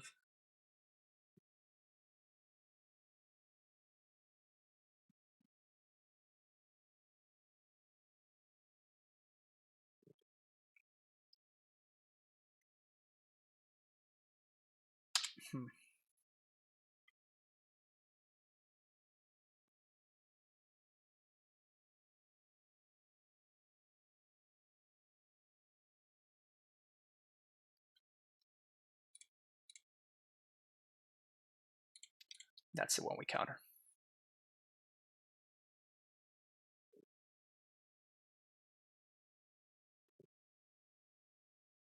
For a single mana, even if my Caleb still has a land drop to give here, but even with a single mana, they can't stop my Titan. And yeah, exactly.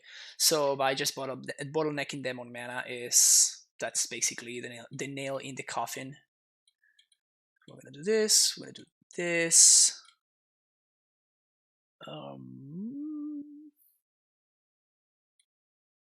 And I'm gonna leave in the Sage, but I'm not gonna be bringing in the Force, I don't think.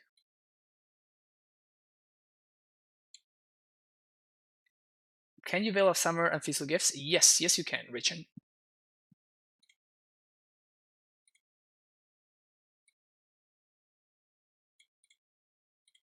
I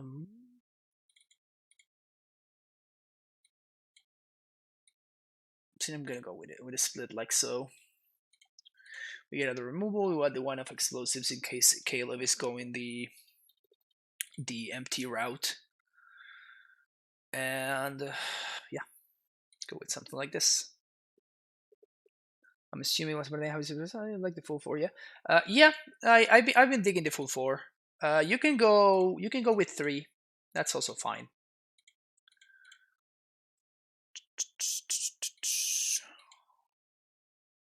You know what? I think I'm gonna keep this one. It's a little bit awkward, but it has solid interaction, and as long as I'm hitting my land drops, that's exactly what I'm looking for. As long as I'm hitting my land drops, I should be in a fine spot.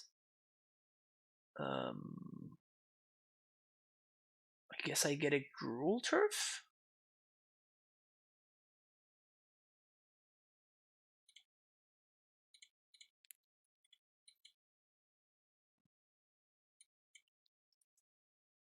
Bolt. Brutal.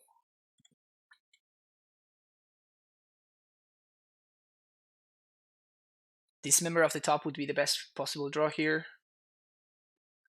It's not a Dismember. Alright, Caleb. Show me what you got.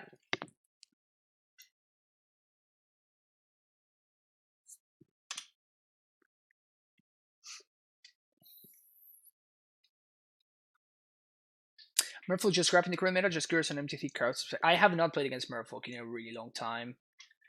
I honestly have no idea. I talked to Nikachu today for an interview that I did with him, where we talked about Amulet for his YouTube channel, which should be going live next week. I'm certainly going to link it so everybody can check it out.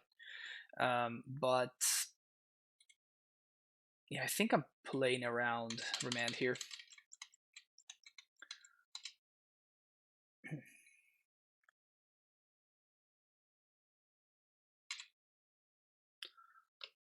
Good evening, Jesus. How you doing?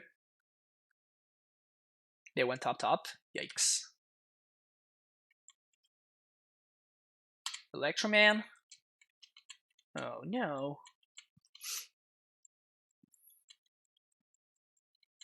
It would be nice to draw like a Cavern. Cavern would be awesome right here. Sure.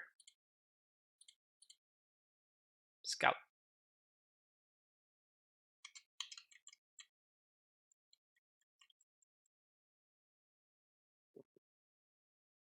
Repeal. Brutal. Alright.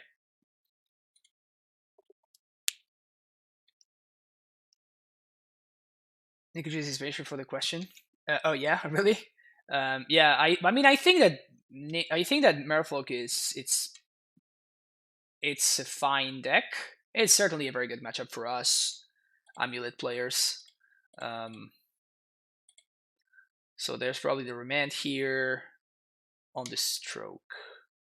So this is now deterministic, so we just concede. Caleb is not gonna mess it up. Caleb is not gonna mess it up. So we just present the same and go right back at it. For certain, this is one of the matchups where we really miss the second Cavern of Souls that both Will and Dilks have been playing in the sideboard. Is Rurik the main threat? I mean, Rurik is fine.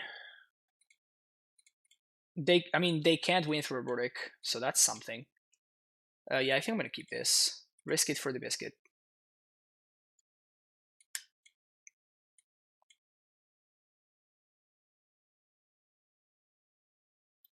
Worst case scenario, we play a Vesuba that doesn't do anything on turn 1. Yeah, no, I mean, Merfolk is a really, really good matchup for Amulet on many different levels. We actually made a video for their Patreon where we talked about like the specifics of the matchup and like what to look out for and stuff. It's pretty cool. Brutal that we have to bottom the Rudik, but that's fine.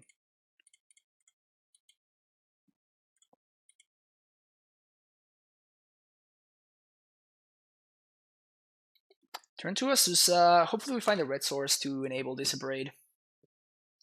Red source? Sick.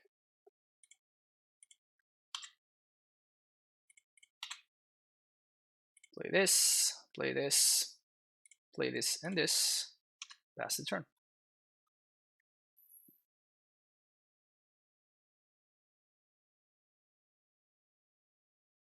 Sweet.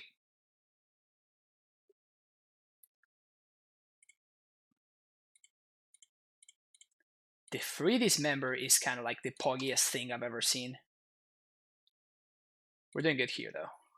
Oh, yeah. We're doing real good here. We're doing real good here. Oh, yeah.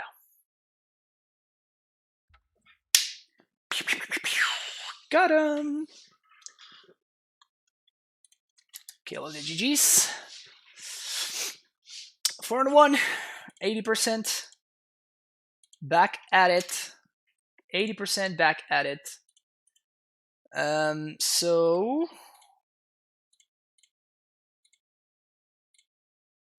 back to the list. Only loss that we had was to just a miserable matchup. Again, winning without Rurik being particularly relevant. Without Manglehorn being particularly relevant, because again, we have not played against Urza a single time. This is starting to get annoying. It's starting to get very annoying. Caleb noped out of that real fast. I mean, he knows that that he's dead, right? Like the same reason why I didn't make him go through it on game 2 is just like I mean, he's Caleb. He's not gonna mess it up. He's gonna kill me there, and he knows that I'm not gonna mess it up either. So it's just like let's save everybody some time, and just concede and move on to the next match. I'm gonna feel in the second cavern though.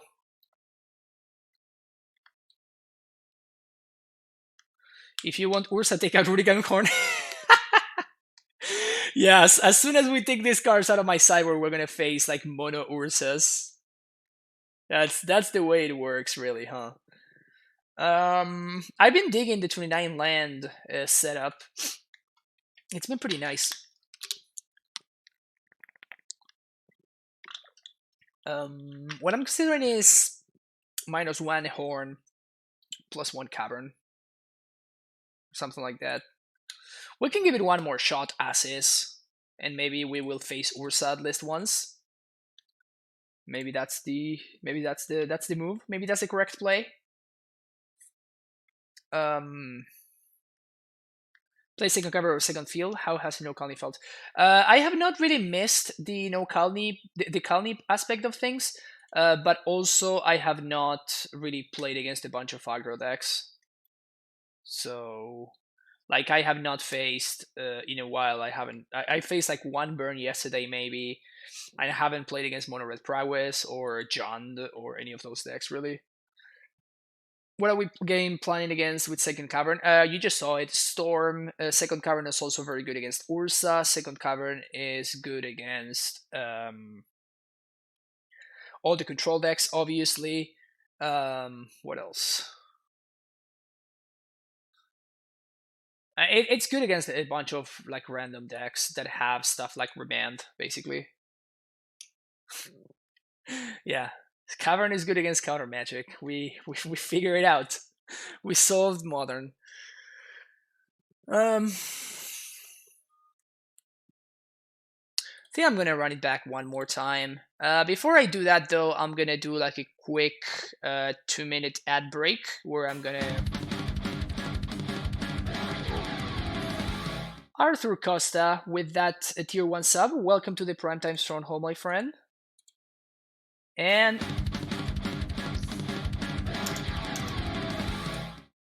Yeah, 3 deuce. Thank you also for that Twitch from sub. Welcome to the Primetime Stronghold, both of you. Thank you for the support. Do you think Khan is better than second field? I'm not that sold on it really. There's just a subtle tick up in like copies of Remand and Stanful Stroke and such that are, yeah, exactly, because Remand is very good against Urza, so more people are playing Remand. And that's where Cavern really shines. Against Grixis Shadow, Cavern is actually surprisingly relevant because of this Info Stroke in post Cyborg games. So that one is actually kind of a big deal as well. I think I'm gonna run it back. I'm gonna do like a short 2-minute break. I'm gonna go to the bathroom and stuff like that. So I will be back very quickly, but hang in there. We are gonna play another league, so don't be afraid. We'll be right back.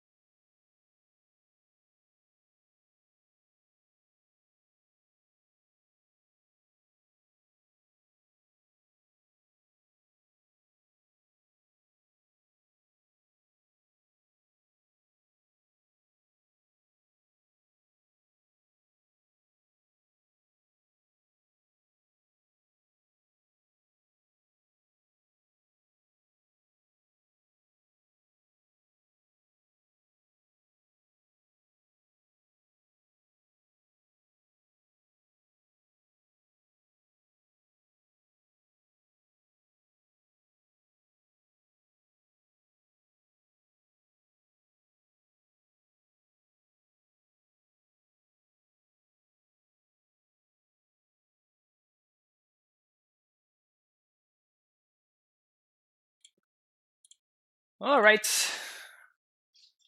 we are back, and yeah, let's do the poll. This is still the list from yesterday, so no changes since then. And this is still the we still have not played a single Urza deck.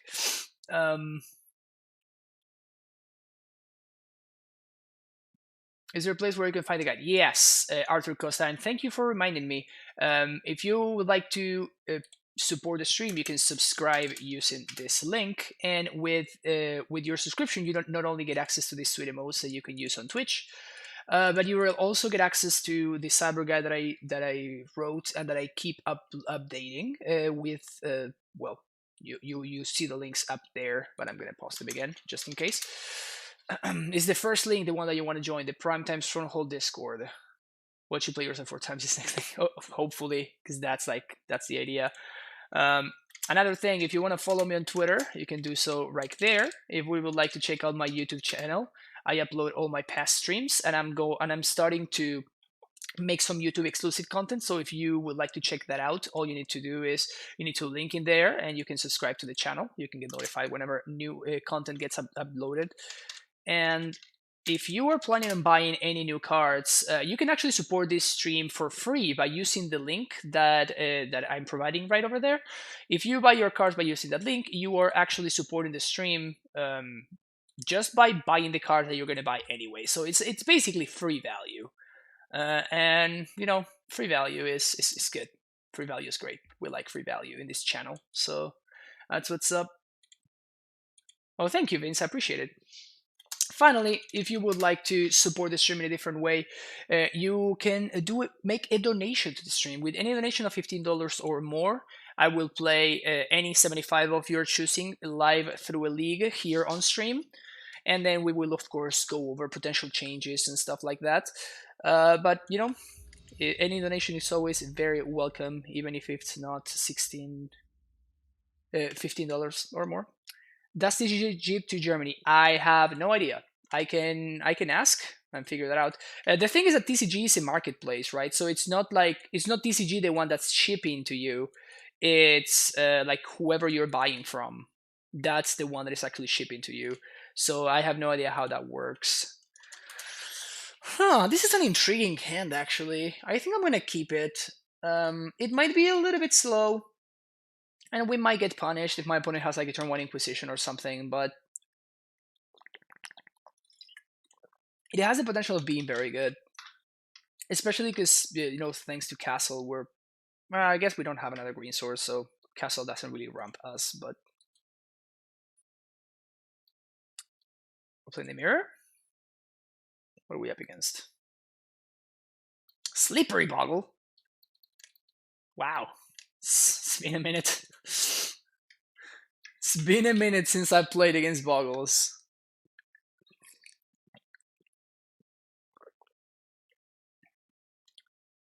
Play some magic around here. Have a great stream. Oh, thank you, Arthur. Really appreciate it.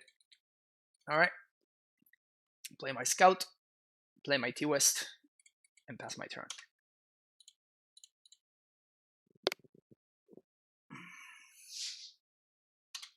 Bogles is another deck that has seen a serious downtick. I don't know if it's because of the meta or it's because it's just not a great deck. It's possible that both of them are true. Bogle has all the glitters now. Oh, is that the one that that is just in Affinity? I had to play VAT at the customs place. It sucked. I don't know the other side of the EU.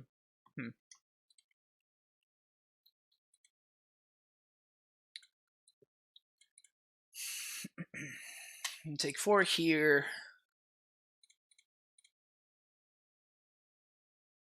See what we can get our hands on. Amulet is interesting. I think I'm gonna go with the Snow-Covered Forest, though. It gets me closer to Titan. It allows me to scout right now. 1, 2, 3, 4, 5. So if I find an untapped source, I should be good. But I'm gonna need 2 turns. I guess maybe I should have actually found the amulet. Now that I think about it a little bit harder. Yeah, I can't pack yet.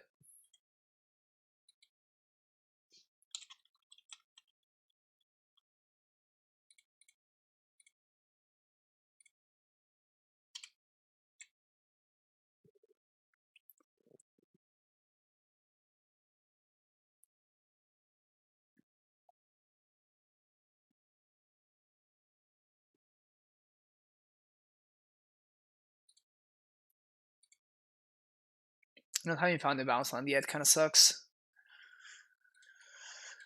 We're gonna pack for Sage and I'm gonna destroy the Coronet.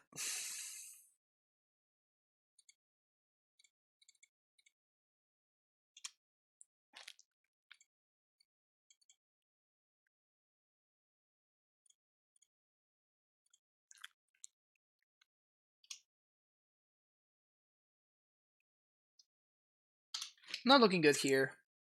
We ended up being just a little bit too slow. If I had actually found the ability, it wouldn't have changed anything really.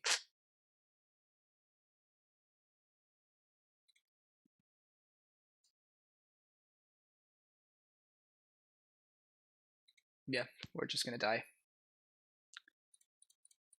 Unfortunate. Alright, our scientific hand did not pan out. But it's fine. Fear not. Fear not, because the post-board games are very good for us. Side that out, side this out.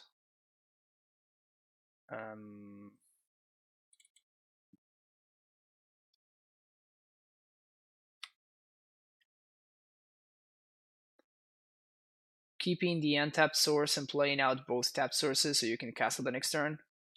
I don't know what you're talking about. There was no time where I could have. I mean, I wanted to play the scout that turn, right? I think the correct line would have still been to get the amulet though, because it gives me the out of drawing a bounce land and going off from there. We're gonna do this. Dismember is mostly because it's an answer to Collector Oof and Gadoktig, which can potentially be problematic. Yeah.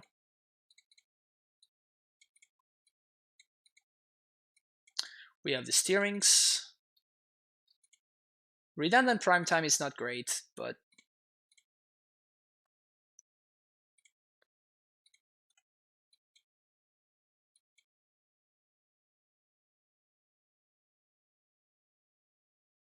and here I'm not going to play around turn 2 Damp Sphere. I'm going to use my steerings, play my turf. Oof. I guess this changes the plan, huh? Yeah, it does.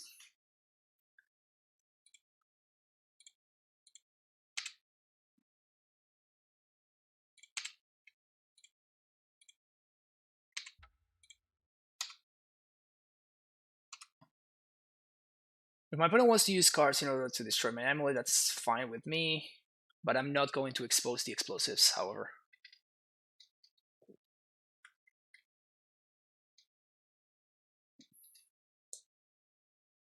And I think I trade here, actually. Seems like a pretty good tempo play from me. I mean, I'm the one that is pretty ahead on board.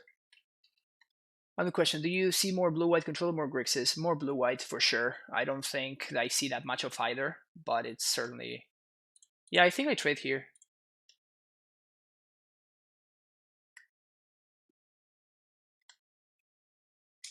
So they have a Rancor in hand. Yeah, that I don't like that play from my opponent at all.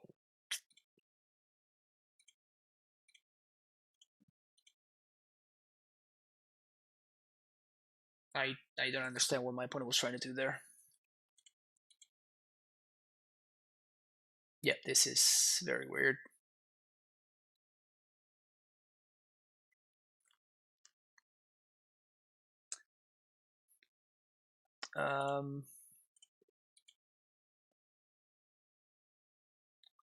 Just play a land and go. Now if my opponent taps out for anything, we get him. Seal of Primordium, you got it. I don't. This card should probably not be in my opponent's deck, but it's fine. I'll take it.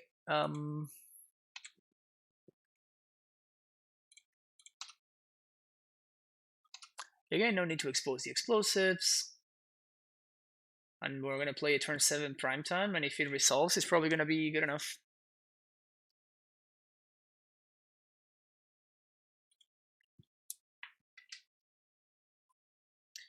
Grixis didn't have Drown. No, for sure, for sure. And also the other card is very relevant. The one that find me an Azusa once upon a time. The one that Field of the Dead. Sure. It's not Drown the Lock. Is Into the Story. That's the card that I'm talking about. That card is actually very good in the Grixis decks. Remember the Grixis Afterlife, but for some I don't know if it's good enough to push it away. I have no idea. I really don't understand my opponent trading their Boggle for my Scout on turn 2. Like if they didn't have another Boggle, it's a play that makes no sense at all. I really don't get it. But I guess we get there. Sweet.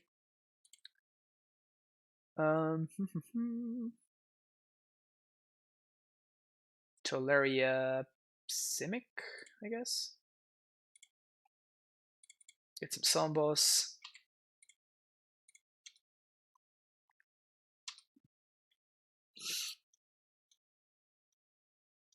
My opponent is a fighter, though. They're like, yeah, Primeval Titan? Yeah, I can beat that. Oh yeah. Oh yeah. Yeah. This should not be my bonus deck.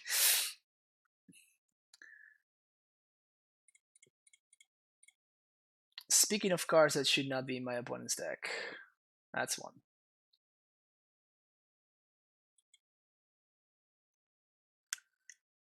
I guess he tags the. I don't think I want to change anything. I think I'm just going to submit the same way. It makes explosive 4 to crack, but that doesn't seem particularly relevant. It's just a Grave Titan, yeah. I mean, Grave Titan got there.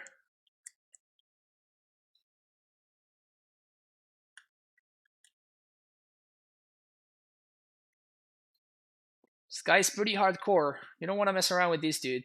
This dude's gonna get you. You know. If they're worried about explosives, they should play Stone instead. Yeah, I don't understand. Like my opponent has made some questionable plays.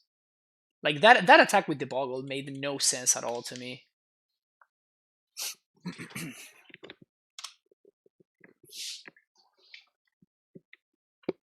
Grave Titan doesn't have trample though. Exactly. Better than Grave Titan. Trampling Grave Titan. Double Demonic Tutor Trampling Grave Titan. It's a good card. It's a good card. No Boggle. What the hell is my opponent doing over there? Did they keep it once upon a time no Boggle hand? They're like really, really hoping that this once upon a time is gonna get them there.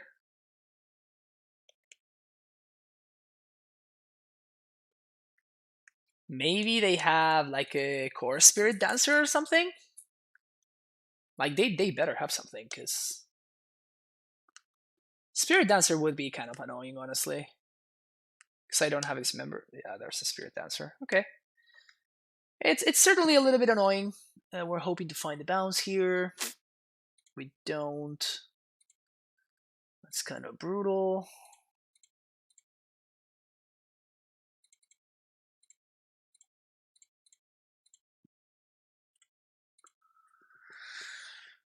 Still hoping to find a bounce land here. Suppression field is for Urza mana ability. I think that mana abilities remain the same with suppression field, so it doesn't really do anything there. It can stop, like, it can make it 7 mana instead of 5 mana for the second ability, but what is my second favorite Titan? Grave Titan, yeah. It does hit Slayers and Transmute, but that seems like so low EV, basically. But I don't know. I'm not feeling it.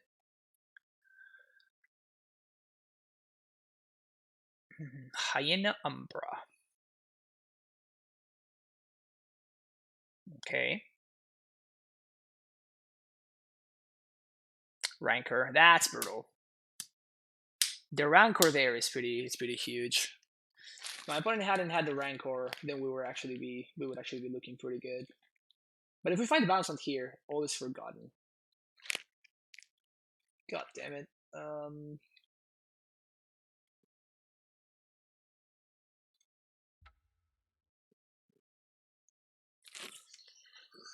First strike.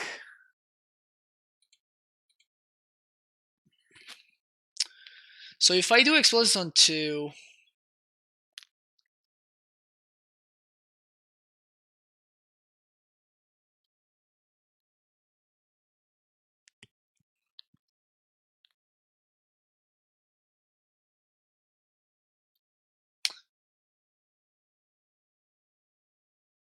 Jetku would destroy this removal damage from it and destroy this aura.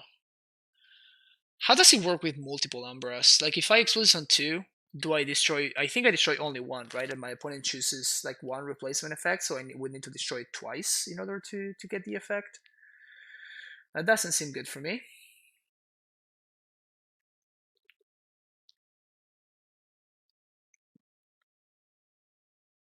Yeah, they choose which one.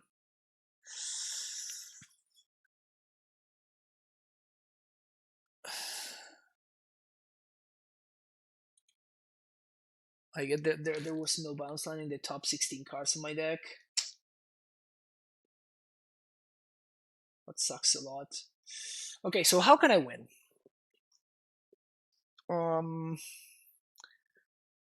So I cannot really win if my opponent,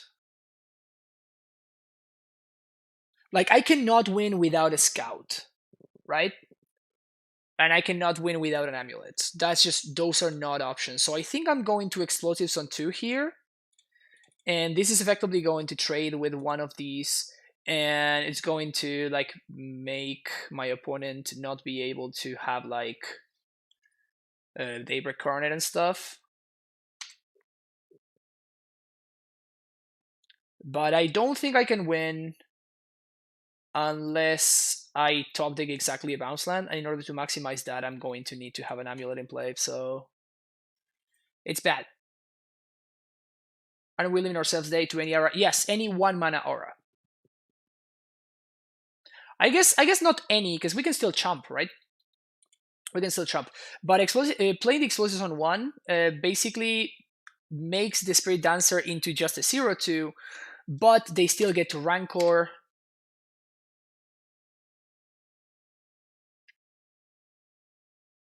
Interesting.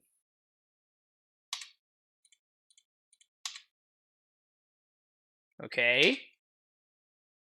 I go down to 1.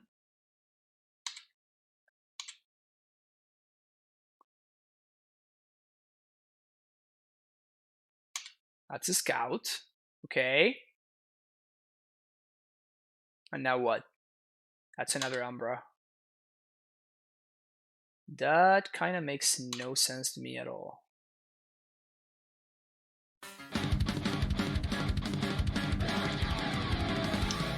Oilem, thank you so much.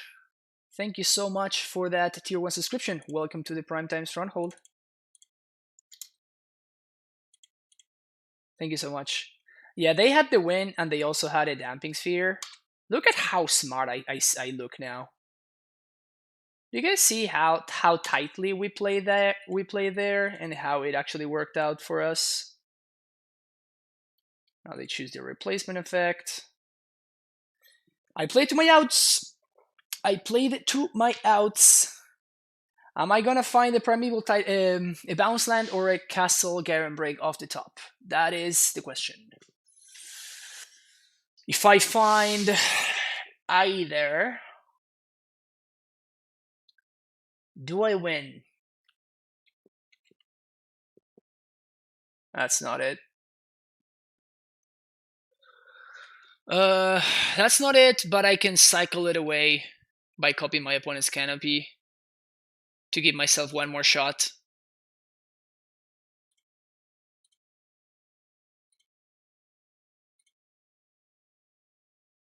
Looking for exactly a bounce land at this point. The castle doesn't do it anymore. And drum roll, whiff. I guess the bounce land didn't do it anyway. Never mind. No, it did because of the I could back for Urza, so it did do it. Yep. I mean, there we go.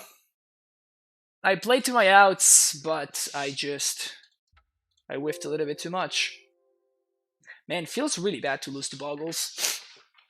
That's like the first time I lost to Bogles in probably years. Wow, I just was not drawing a bounce land, huh? All right, it happens sometimes.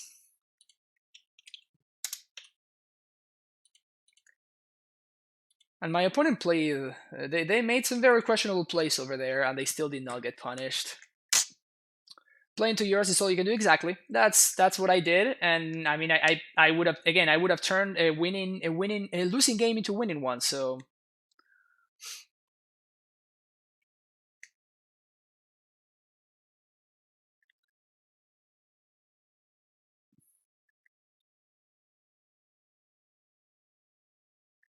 I don't think we win with a bounce land, do we? We actually do, because we get to stabilize, and I could have double stricken. After I played the Vesuva, no, I actually made a mistake. I know I could have packed it for a suicide. I literally just said it. I could have stabilized.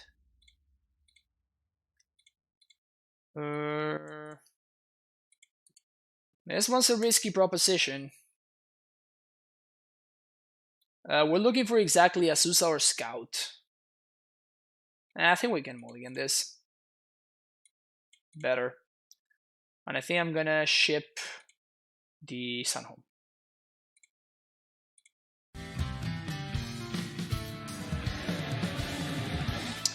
Ben C, thank you for the follow. I appreciate it. Thoughts on Canister playing Explorer over Steerings? I think it's fine. Usually Canister, at this point, I think Canister just loves memes a little bit too much. So he just purposely tries to to do things outside of the box and see how it works out, which I respect. But I think that sometimes he just memes a bit too hard.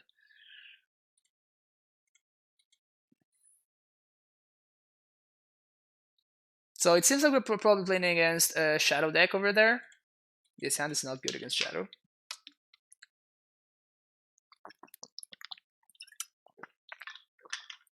Yeah, they got Narek Sage. Bad beats. What's the thought process on 29 lands? You literally just saw it. If we had found more lands, we would have won that game easily. But we whiffed, so we lost instead. This deck is extremely mana hungry. Extremely mana hungry. And yeah, hitting your land drops is very, very important.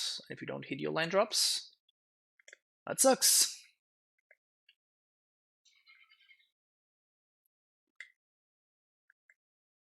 What is the line? Well, we play a primetime, we attack with it, and we get to explosives for one at that point. Like at that point, I don't care about the amulet anymore, right? Like after I have resolved my Titan, I can safely explosives for one, and then the Spirit Dancer is going to attack as a 0/2, and then I will be able to play another dude on my next turn. So that is basically the line. So we're playing against some Esper control shenanigans over there. And we just continue drawing blank after blank. Pretty brutal.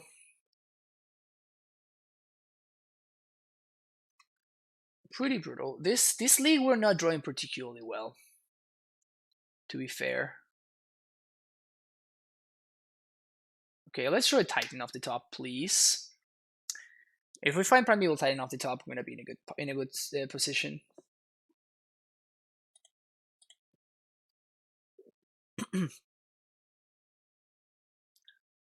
Please go play Legacy. Why? Primetime? That's an Azusa.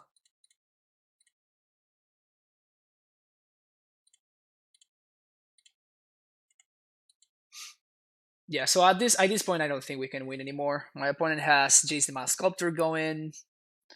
They also have the Fairy. So I'm just going to just gather some information about my opponent's deck and eventually concede because I don't think I can win anymore. Legacy is very nice, yeah, but I have not found myself in Legacy for a while. Since Maverick became virtually unplayable, I just have not been really excited to play Legacy anymore. I have been doing, in fact, like the other day, I finally got a 5-0 after a while, and it was with a Grixis control deck, which is not something that I that I often play. Okay, so now we know. You see, this was actually worth it because now we know that my opponent is playing Stoneforge Mystic. So I know that I should be bringing in a Braid because I'm going to expect Sword of Feast and Famine. So certainly holding on has been worth it.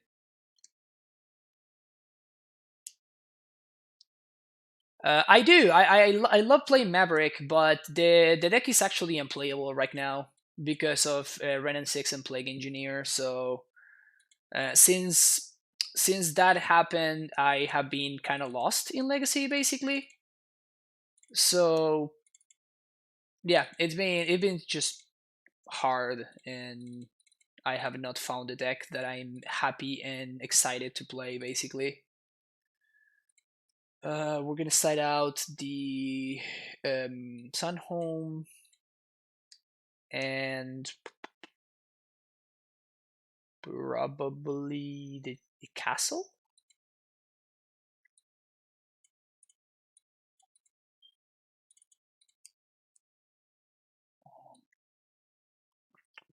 I like leaving in Radiant Fountain against this kind of deck because of the deal and click in post sideboard games. I think I'm gonna side out a castle. But I'm still not bringing in a Brave. Maybe I should be bringing in Dismember. If my opponent shows me, Spell Queller for game 2, I might be bringing in Dismembers in game 3.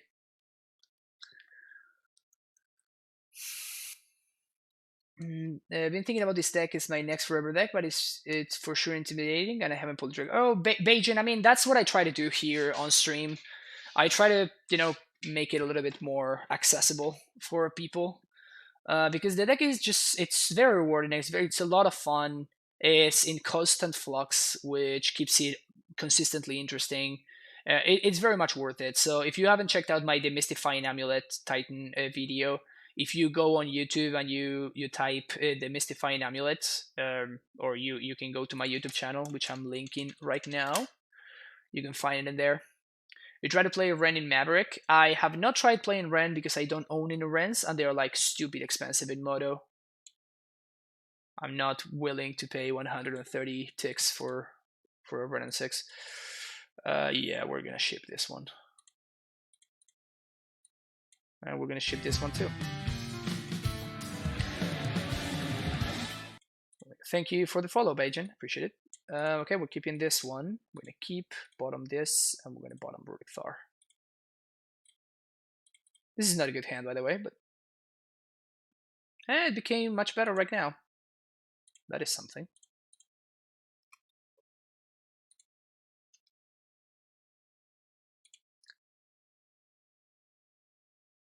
Also, didn't know where a drummer. You haven't gotten to see the stream yet. Love the channel. Oh, thank you, Vancy. I appreciate it. Yeah, I am. I'm actually a full-time musician. I don't make a living by playing Amulet, unfortunately. I make a living by playing music. So 61 cards. Oh, I submitted 61. 1, 2, 3. Oh yeah, because I forgot to take one out when I brought in the Stanford Stroke. That's my bad. That beats. Brutal. All right. Bounce line off the top one time.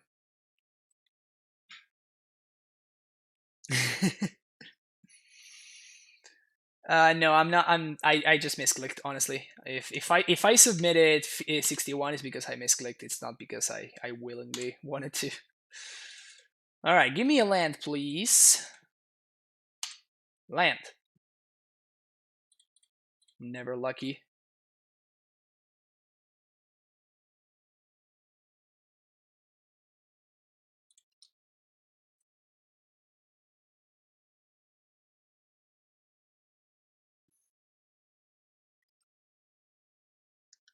Turn line land's not working. I mean, I'm playing 28 and I still miss land drops. And you see what the philosophy is for 29 lands, right? Like, you gotta hit them land drops. You gotta hit them land drops. And if you don't, you lose. Like I was on a move to 5, and it would have been easy for me to crawl back into this game if I had been hitting my land drops, but unfortunately I just didn't. So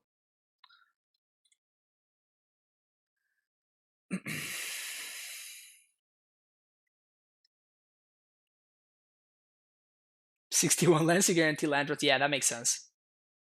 I have played 30. I have played more than I played a 33 land, I think. Wow. I can play around anything at this point, so I'm just going to just jam. If my opponent has a verdict, I will just concede, just move on with my life. But I just cannot really beat this. I wonder why they didn't trade there.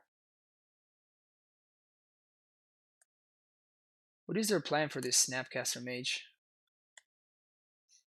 Drawn the lock? Whatever.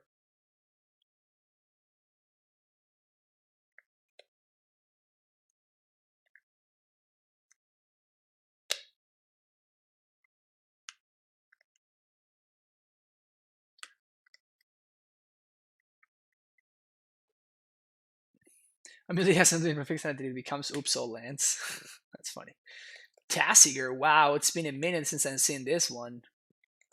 My opponent is playing a deck from like 2 years ago with Drawn Luck. Yeah, this is just too brutal. I'm over this game. I am over this game. Alright. Not the best start to this league. Not the best start to this league, but it's fine. We can still find that 3-2. It sucks because we lost against what I consider two actually good matchups. But I mean, you saw how, and both games, all games actually, all games that we lost was because we did not hit our land drops in time. Literally every single game that I lost was because of that. So when people want to shave on lands, it's a sketch, you know. And of course, that was an all land hand, you know, trying to make up for the time lost. The deck is like, no, wait, I have lands for you. I'm like, well, it's too late, bro.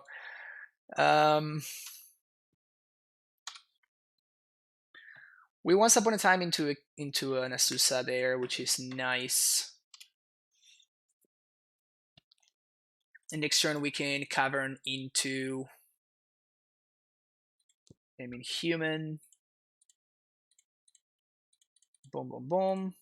Uncontrollable Azusa. And you see, now we're hitting our land drops and we're going to win. You see how easy it is? Hit your land drops, win. Not hit your land drops, lose. My opponent had a stop on their draw step. I wonder what they drew with their draw step stop. Interesting, right?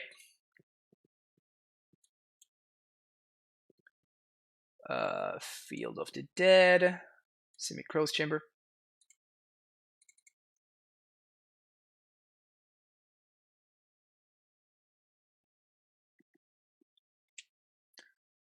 Cavern is indeed pretty nice against Island.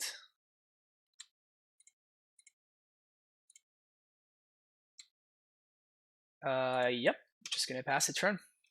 No, I'm not willing to attack into a Snapcaster Mage. Now this is a board state right here. First order of business. Cryptic tap and draw. Sounds good.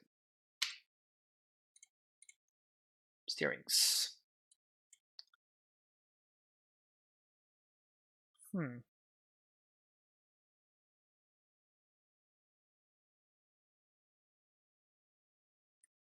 I think I'm gonna get the amulet here. It's gonna allow me to do more stuff right now.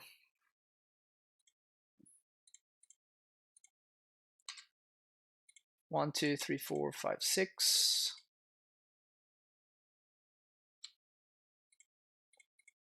Pact. Primeval Titan. Play Primetime. Yes. 1, 2, 3, 4, 5, 6. So we're gonna do Semi-Growth Chamber and Vesuva copying field. Oh, we're gonna go on the field. We're gonna go on a field trip. Ha ha ha ha. Field trip, get it?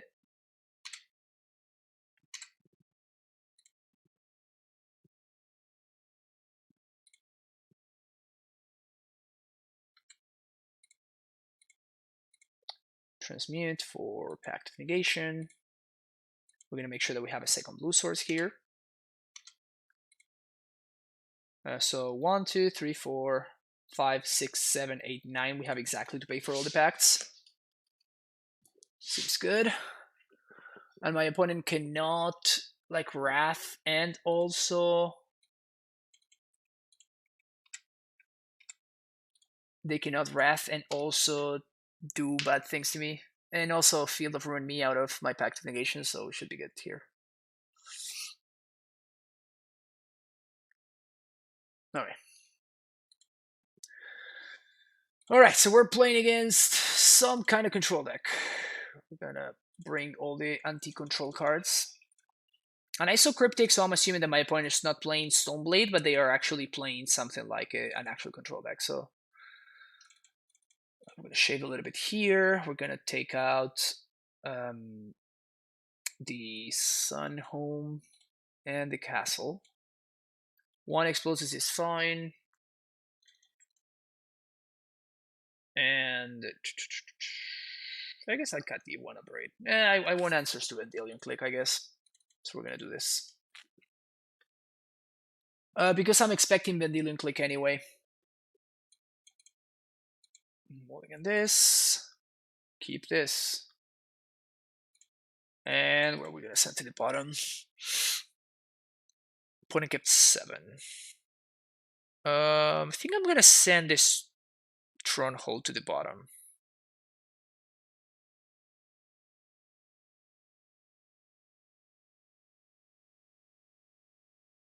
Yeah, because I want both bounce lands, and I also want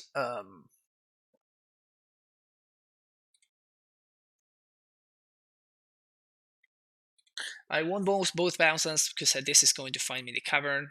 I think I Once Upon a Time right now because I can find an untap source. There it is. This speeds me up a little bit and allows me to play around counter magic. They might have Spell Piercer, Ceremonious Rejection or something, but that's fine. Opt is also fine. Yes, I am also assuming they are Miracles, but it doesn't matter. Like, Miracles still plays Vendilion Click against us. That's kind of like their plan. Impose Cyber the games against Amulet.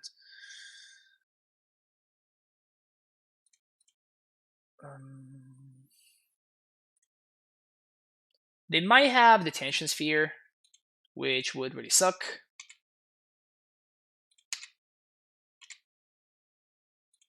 But hopefully they don't. It'd be great if they didn't. Just waiting for a cavern here.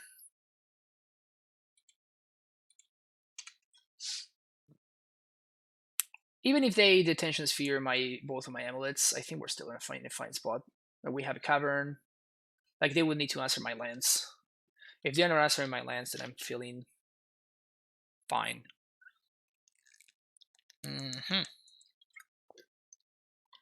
Okay with this. Very much okay with this.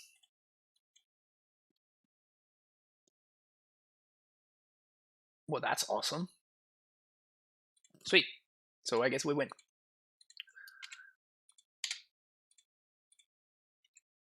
For a single blue mana, there's nothing that I need to play around.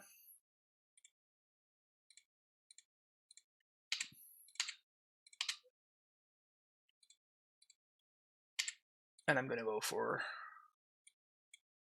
double strike here. Because my opponent, I guess they could have a Dismember. They concede. Alright, sweet. Yeah, that was not a well-timed Field of Ruin.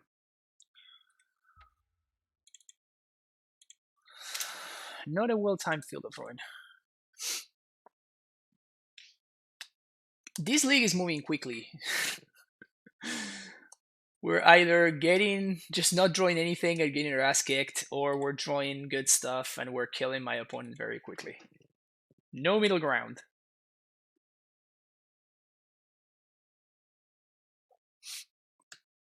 Pretty quick league.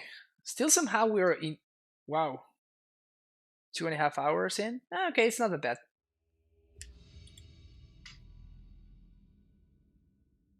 Yesterday was a long stream. After I was done, I'm like, ugh. My brain just wasn't working particularly well anymore. Yeah, we can mold this. This is basically already a mulligan. This one's nice. I like this one. I'm gonna bottom the pact.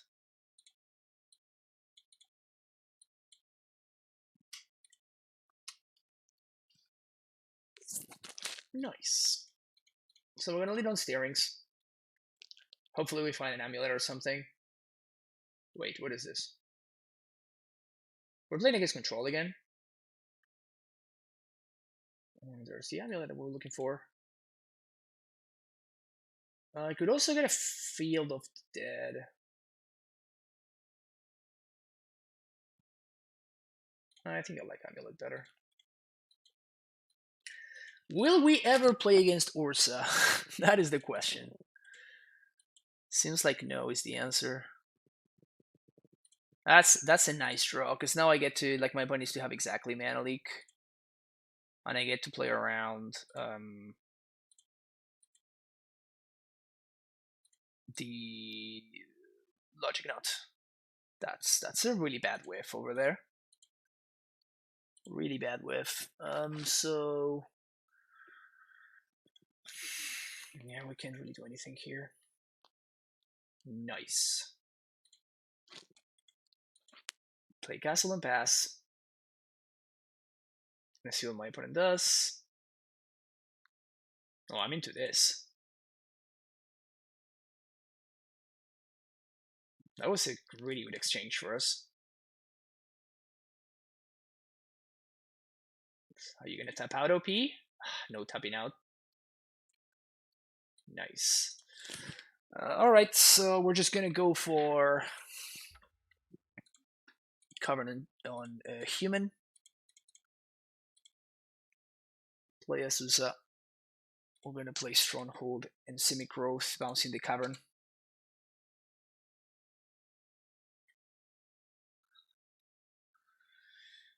Classic.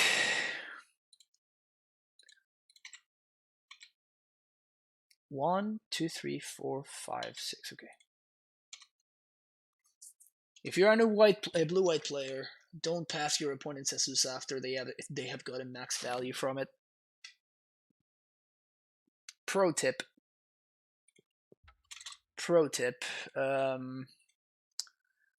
Oops. 1, 2, 3, 4, 5, 6.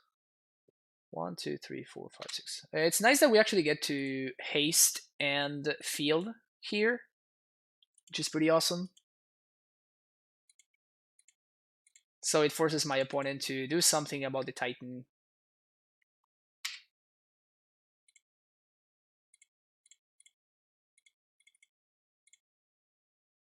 While at the same time putting extra pressure in the form of the zombies.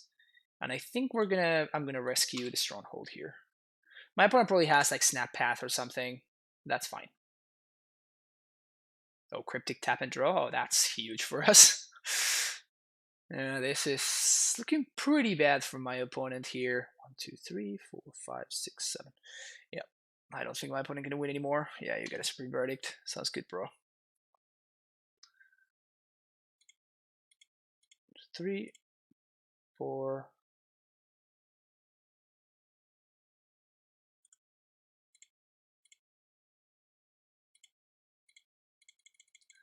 And we actually drew the absolute worst possible draw, which was our last basic forest. So that is kind of unfortunate, honestly, but it's fine. Like we're pretty far ahead anyway. We're just building in board state basically and immediately. And again, it seems like my opponent is not playing any kind of like Stoneforge shenanigans. It seems to me that they are simply just on a control deck. I'm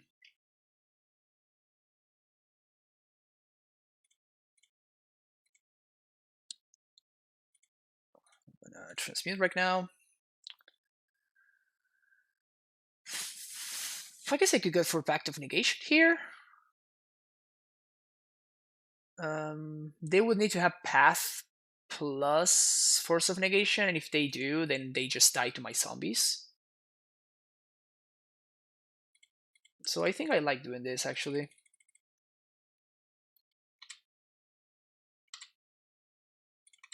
And now I get Tolleri West and Bojuki Bog. Close the deal.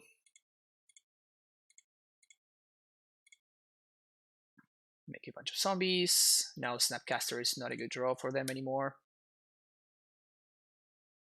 Mystic Sanctuary. Sure.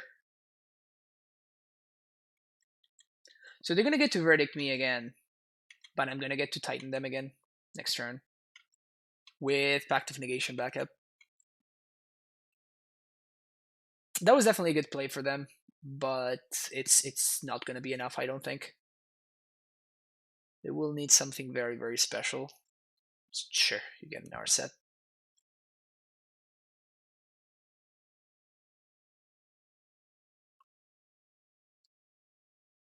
Yeah, so my opponent seems to be on a hard control kind of deck.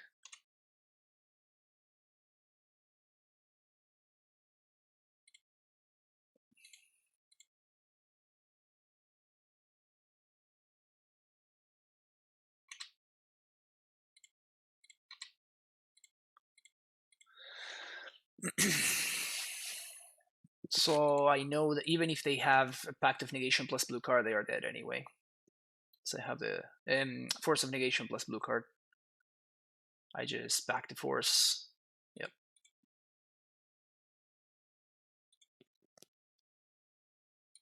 Another prime time. 1, 2, 3, 4, 5, 6.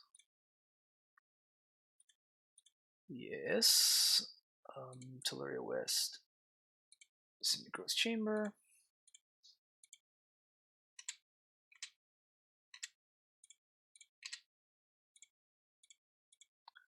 Transmute for another Summoner's Pact. I guess I don't want to play with my food anymore. I'm just going to kill my opponent. Yeah. Attack them. Yes. Sun home. This is.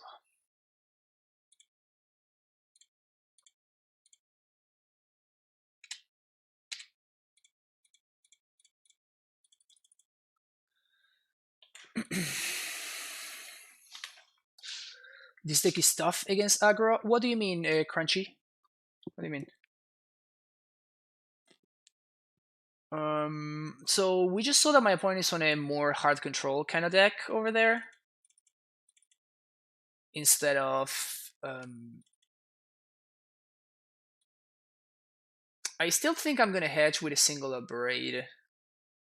Maybe I don't actually. They might have Spell Queller. One castle and Sun Home. Steerings and one amulet. Alright, sweet. I want to play with anymore. Savage. I mean, it's basically. I mean, are you talking about amulet, Moogle?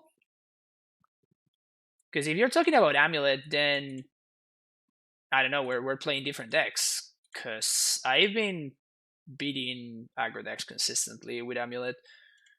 I think I'm gonna keep this hand, and I'm gonna upkeep.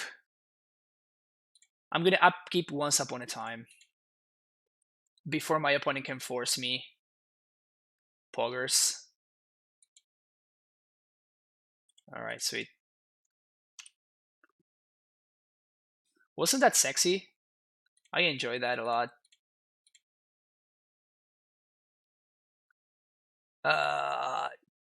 Gemstone versus Fountain.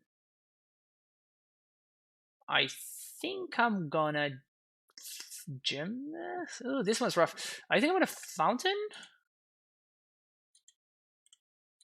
Yeah, I think I Fountain because of Field of the Dead. We're more likely. I didn't play Emerald in a few months. Yeah, I mean, you've lost. If you haven't played in a few months, you've been losing a lot, Moogle. You've been losing on a lot. A lot of things that happened in the past couple of months. So now we have the best possible thing that can happen is my opponent taps out for a Teferi or an Arset or some other irrelevant threat, and then we just punish them with an Azusa.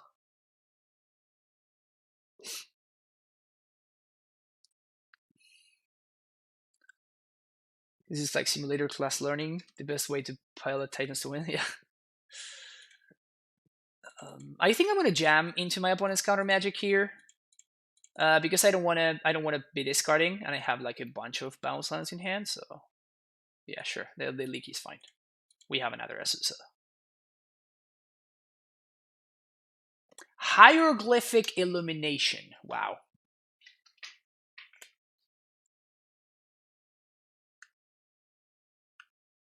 What is this? Main phase, destroy your castle? Alright. Yeah,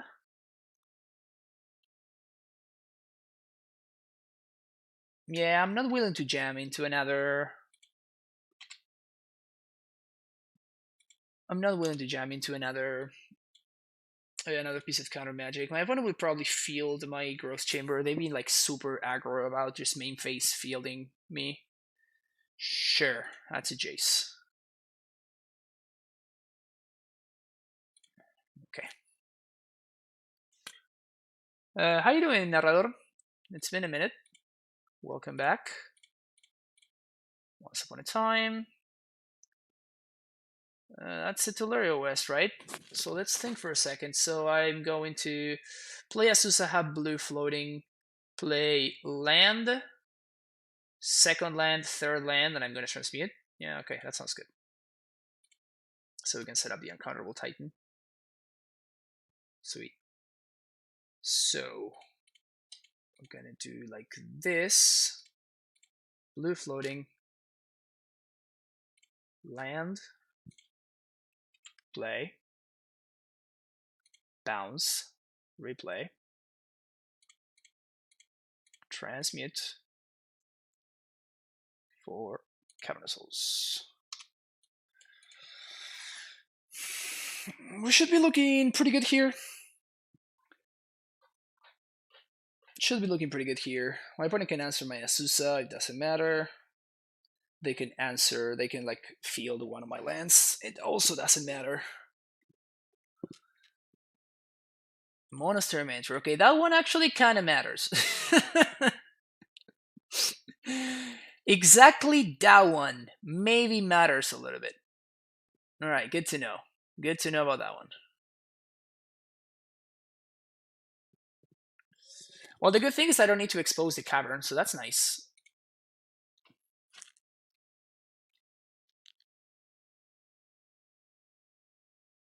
One, two, three, four, five, six. So we're gonna play a Titan. I kind of don't want to play into my opponent's path that they might have. They've been cantripping with Jace a bunch.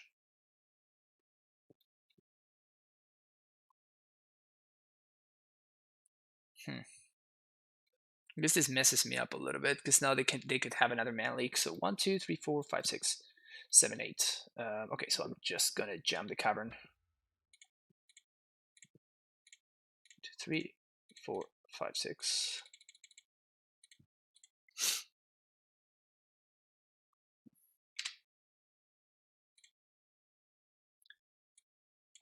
And we can field and bounce here. Field plus bounce land is kind of nice because it allows me to protect my cavern. I could double field. That would also be pretty solid. I guess double field is nice. Yeah, let's do that.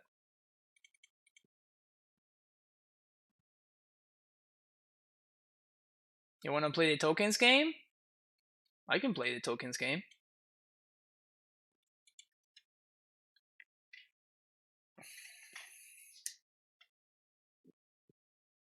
Surgical Extraction by Tulare West. That's actually not a bad play from my opponent. That's actually pretty heads up. That's pretty heads up. I like that from them. That's a good line. Certainly.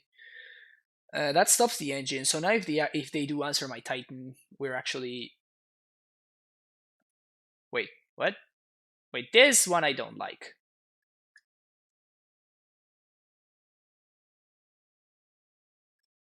Yeah, that one is not a good play. Is my opponent trying to like cryptic tap my team and try to go for lethal? That's the only explanation that I have for this play, honestly. That's a waste of a Snapcaster and a waste of a Surgical. I don't like that at all.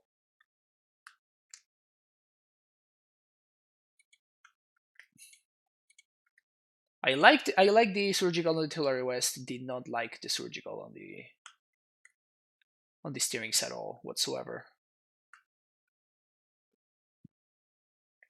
Okay. Well, at this point my opponent has perfect info, so I'm not hiding. Just gonna F6. I'm not hiding anything.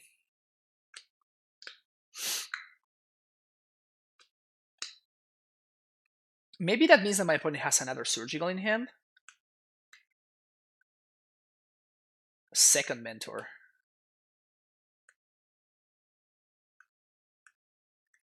Okay. Second mentor.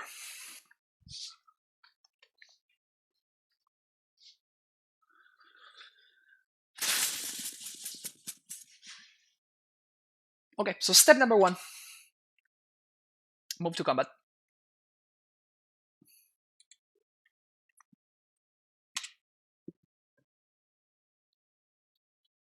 If they want a cryptic, tap and draw, that's fine with me.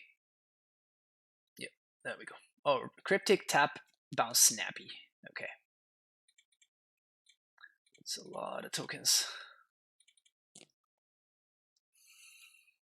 All right.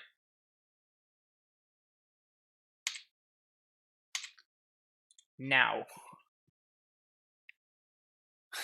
So Bojuki Bog seems important.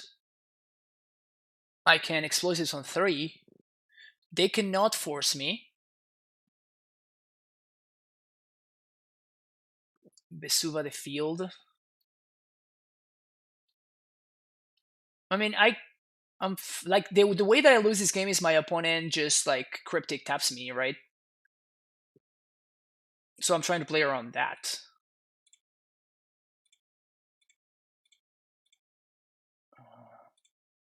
So let's start here. Just insta resolves, okay.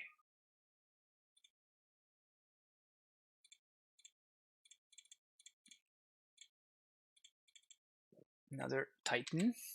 Yes. Here we're doing Bojuka Bog. We're at 24, so I'm not really afraid of much here. We can continue the mass production of zombies. Well, I got no pack to pay for. Yeah, this looks fine to me. So many zombies.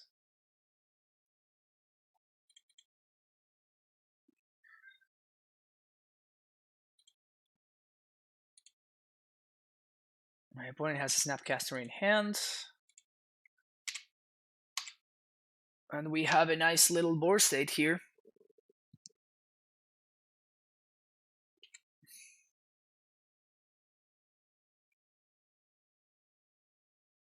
Yeah, Alfred, for sure. For sure.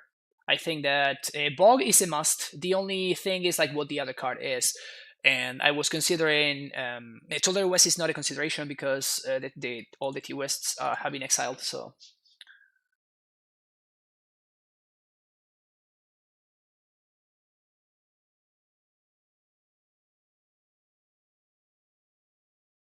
let's see if my opponent's five monks can overpower my, what is it, 9 plus 4, 13 zombies and 2 Primeval Titans.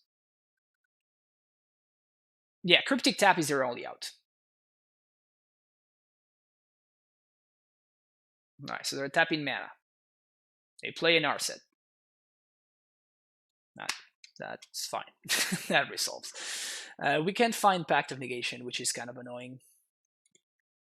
Again, Solar Wests are gone.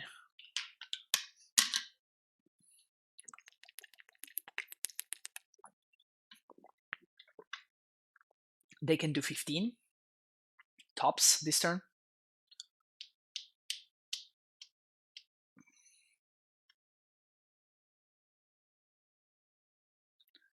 Their hand is 1 Snapcaster,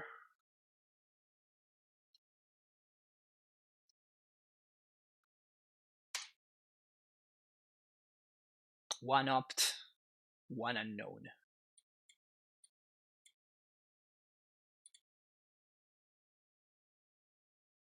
Tap and draw. Yeah.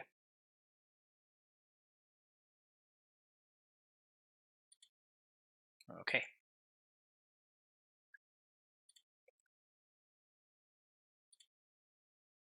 First order of business, get that Cryptic out of here. Get some zombies. So here comes the Mystic Sanctuary. They're going to get the Cryptic back.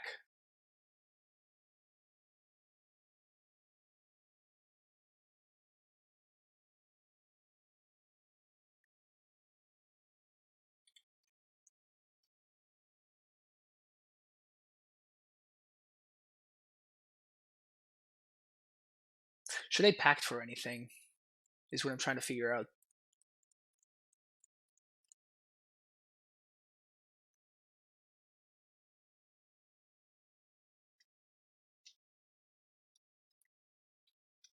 I could pact for a Susa. I think it's going to be better for me to not do anything, though. I think I just pass.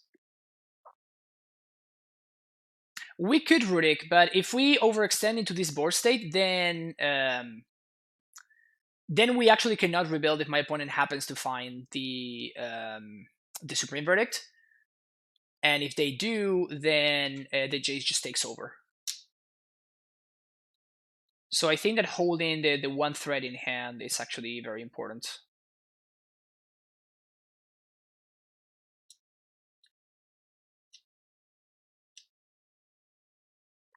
Every land will be 6 power, yes, but my opponent is gonna be like tapping my dudes, right? That's kind of the point. And I mean, I could have gotten Rudik. If my opponent Wraths with a Rudik, they go to 7.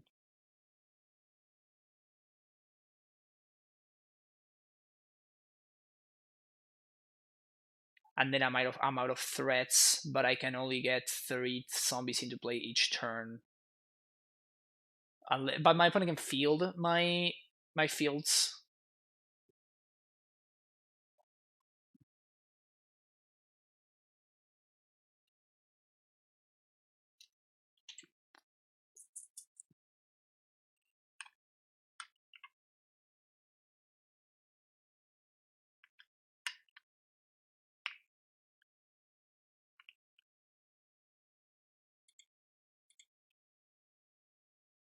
Okay.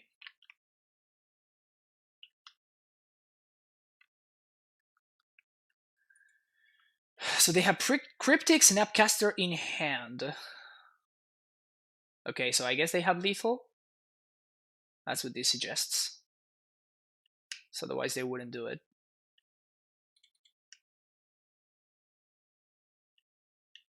Another opt. Okay, 2 more spells. And they can deal me 25.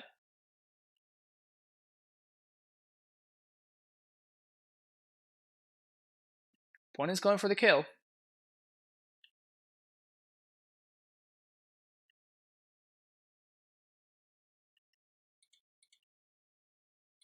Another opt. All right. One more. They don't have enough mana to opt, snapped, opt.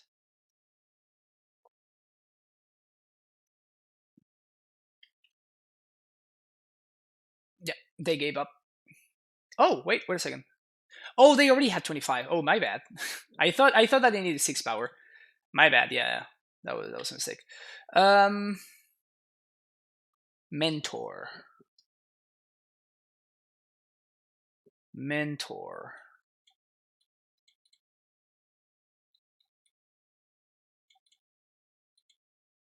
Yeah, I think this is fine.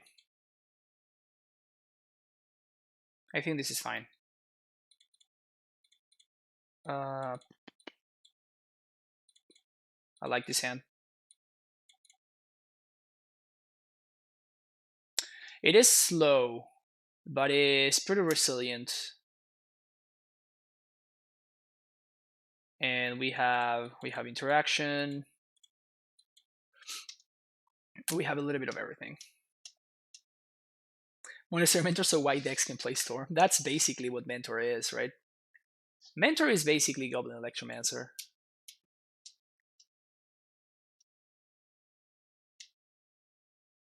Yeah, Mystic Sentry is very good out of blue-white, for sure.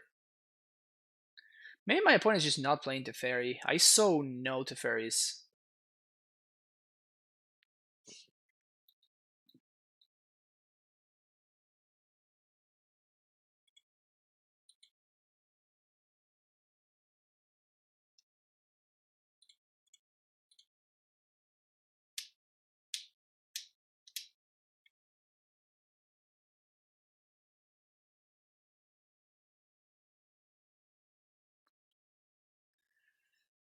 That Mystic Sanctuary land is pretty legit. That Mystic Sanctuary land is pretty legit, not gonna lie. We kinda die to a mentor here, honestly.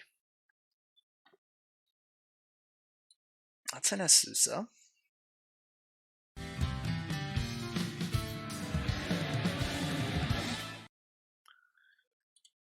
Camel that betrays. Thank you for the follow.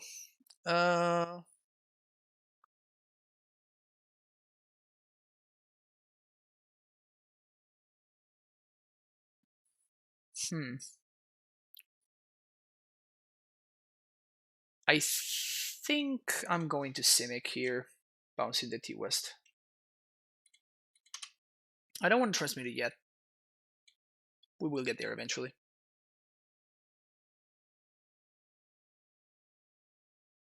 Mentor, yeah. That's what I was afraid of. That's a good draw. That's a good freaking draw. It's a good freaking draw.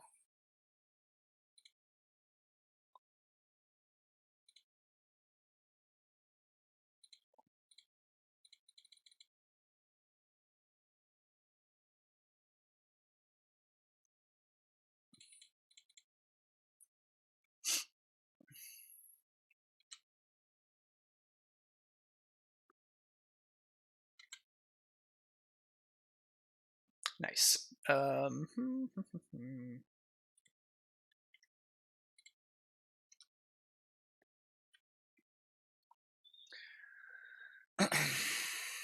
one of Dismember coming in clutch.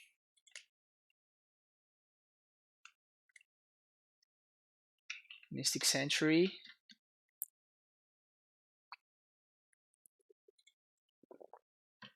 Okay.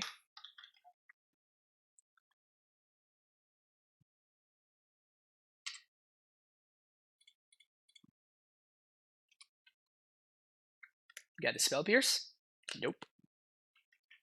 Dope. Yeah, I think we start with Rhotic here.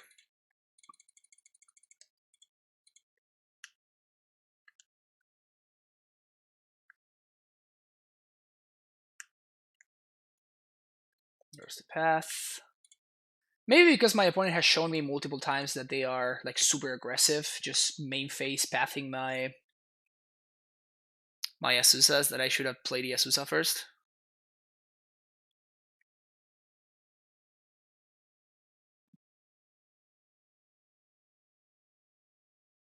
So let's start here. Bog you. Probably gonna fetch for a Sanctuary. Nope. Okay, they're not. Play Asusa.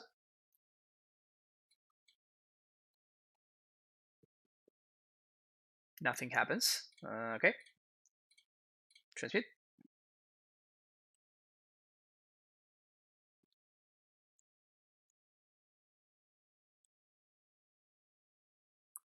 We're gonna get Cavern of Souls here, obviously.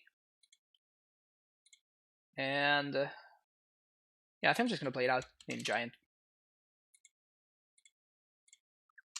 And pass the turn.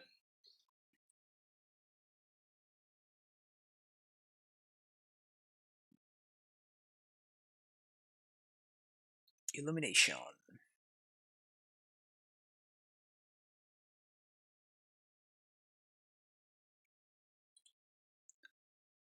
Okay, I get my Cavern.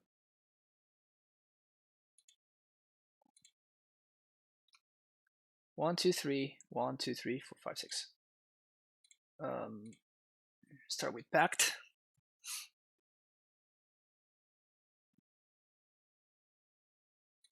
Tracker.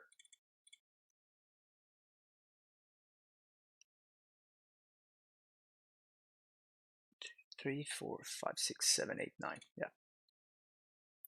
Land.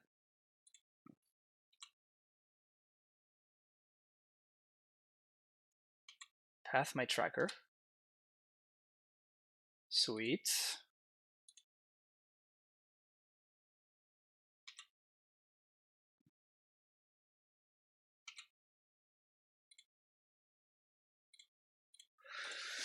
Sorry that I'm not talking too much here, but you know these games end up usually being pretty long, so I'd rather make sure that I'm making all the proper plays in a timely manner, basically. Okay, there goes the illumination again, and the path. So they have a path on top of their deck. 2, 3, 4. 1, 2, 3, 4. So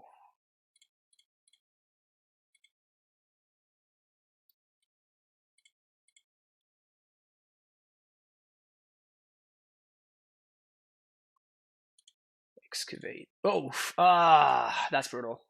I misclicked.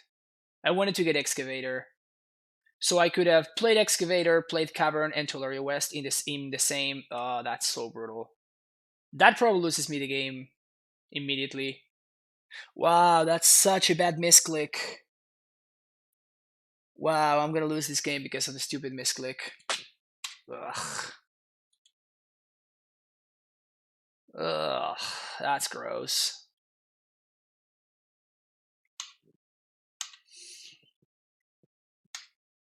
That's really frustrating. That really is super frustrating. God damn it.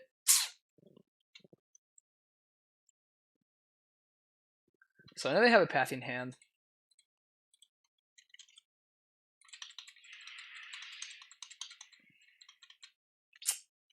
Jeez.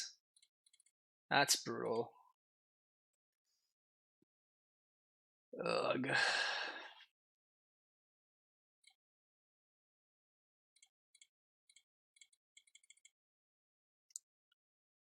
Ugh, ugh, ugh. Oh, I should have gone Field of the Dead. I'm not playing tight today. I'm not playing particularly tight right now. I gotta slow down a second and clean things up a little bit. Wow, 4 Mystic Sanctuaries. Opponent's not messing around.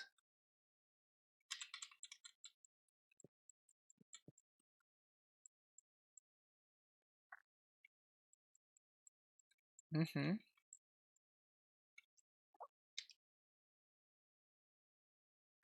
The moment you explain why you're not talking, you Mystic, I know, it's just like it's a weird kind of justice, I guess. Mentor, yeah, we gotta pack this guy.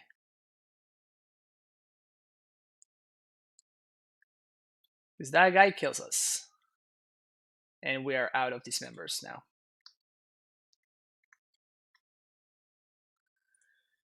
Oof.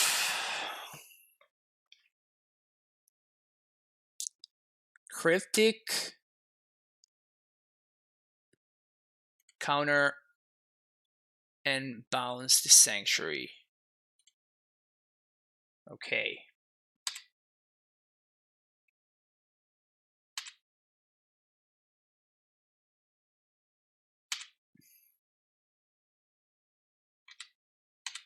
Alright, we're gonna make a cute play right now. I think it's time. Oh, never mind. I need to read cards, I guess. Oh man. That was bad.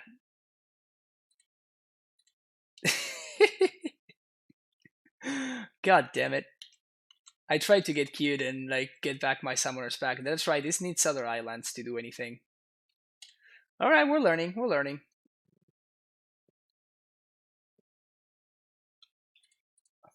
All the mistakes. All the mistakes. But it's fine. Here I'm making the mistakes so you don't have to. That's why I'm making all the mistakes. So you don't have to.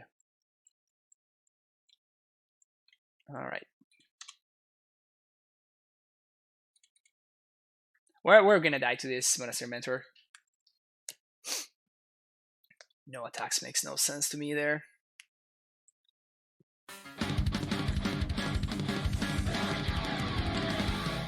Asgard, thank you.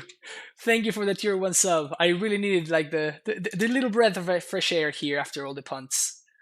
Yikes. Okay, so I'm gonna try to basically my plan is to get lucky and draw another Titan, or to draw a Raminap or something, so I can like basically double spell on the same turn, and I can overload my opponent's mana. That's my plan. What is the Rex Sage trying to hit? Damping Sphere and Detention Sphere. Both of the spheres.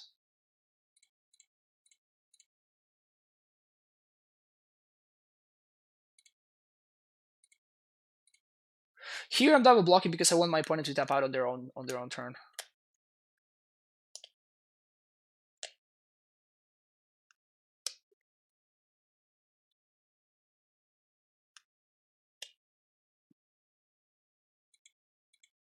All right.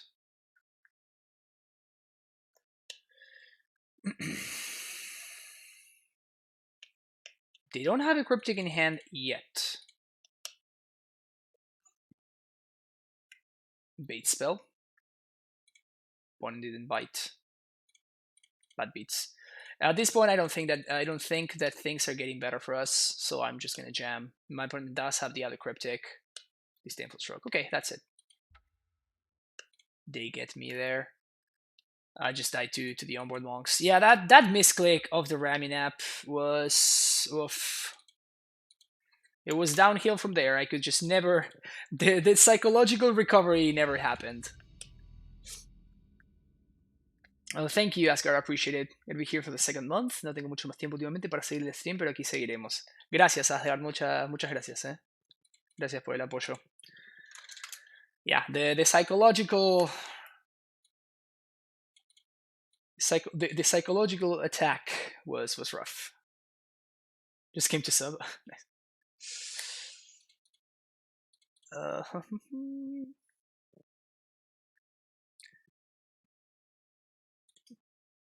The field excavator with the Rex sages we tutored along the way. Those are some deep. Those are some deep thoughts. If I know, those are some deep thoughts.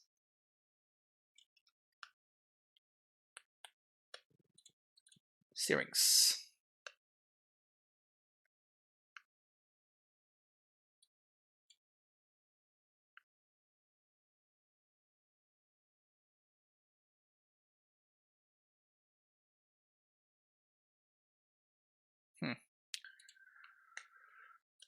Okay.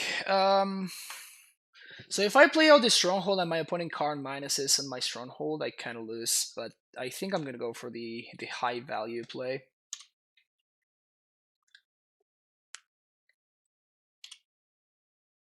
Turn 3 card.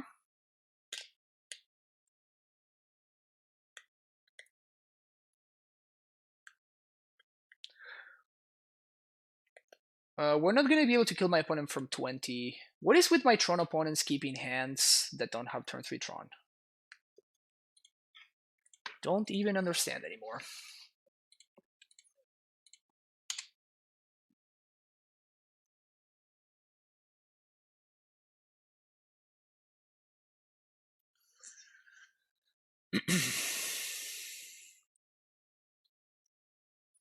My opponent could be on each Tron and have double dismember, but if they do that, that is fine. Like I'm okay losing to double dismember here. I guess that now that I can't kill this turn, since I cannot kill, it's better for me to go for Prime Time and go for Vesuva Gemstone. No, we need. We could only play one Titan, and if we play the Stronghold on one, then we would have not been able to both Vesuva, the Stronghold, and the Boros Garrison, so we wouldn't have enough. So we're doing Gemstone Vesuva here. Vesuva copying here.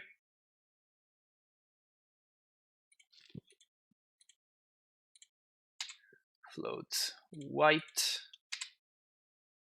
Float red. Do this. Move to combat. Again, they can double dismember, but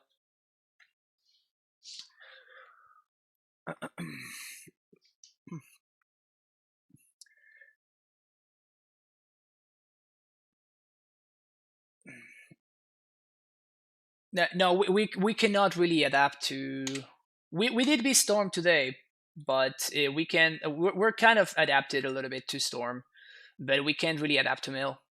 Mill is just it's just too brutal for us. Just like their deck is naturally built in such a way that we can't really play around their deck. I think I'm gonna get a Ghost Quarter plus any green source. And we're gonna set the stop on draw step.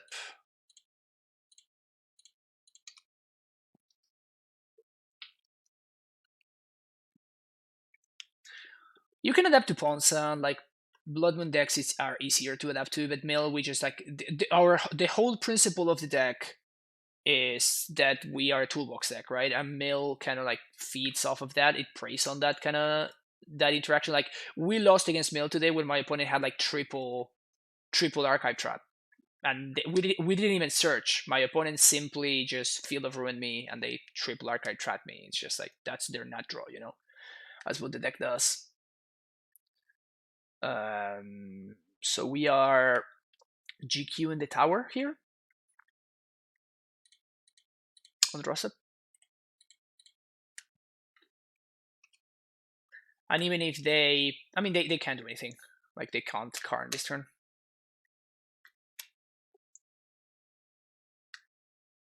And like if I were my opponent, I think that I just concede here because this gives me a ton of information. Like I know that I need to play against, I need to sideboard for Eldrazi Tron now, right? Like if like them showing me this waste is actually a really big deal. It's not free for them to show me this waste here. And then on attack step, they're dead next turn anyway. Except now I need to sideboard against Eldrazi Tron instead of regular Tron. So I need to be bringing in the Dismembers and whatnot. So knowing that my opponent, there's literally no way that they can survive next turn. Like I think their only way to survive is if they, the only way that they would have been able to survive is if they had Ghost Quarter my Sun Home in response to the Amulet triggers. I guess they can dismember the Prime Time. Chalice on 0. Yeah, I mean you're Dobbs, dude. I don't need the Chalice to kill you. You're literally dead on board. So.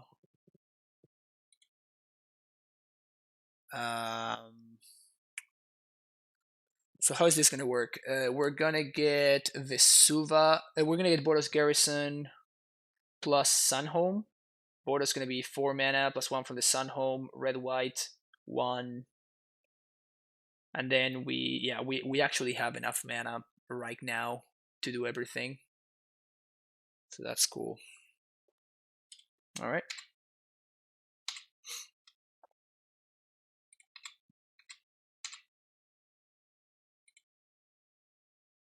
So Sunhome Garrison. These are properly ordered. So we're gonna do red white untap, float mana, double strike.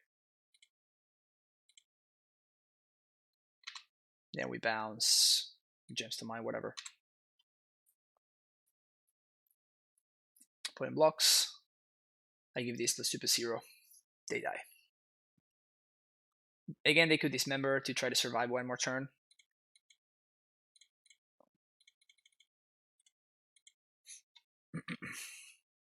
Yeah, there we go.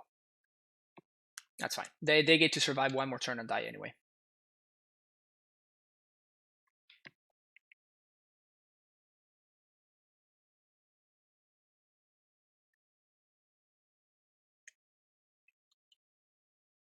There's still a Primeval Titan they need to answer.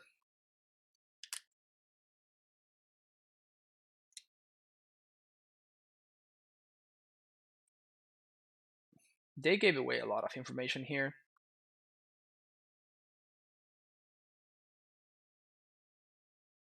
But it's fine. I'll take it.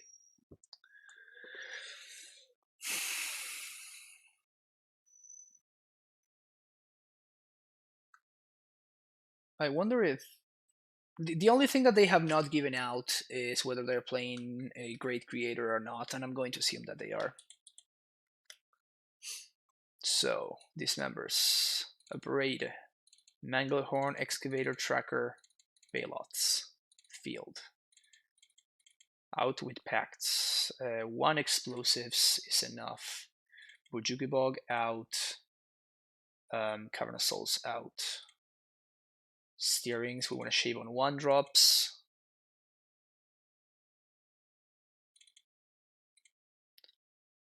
And that's pretty much it.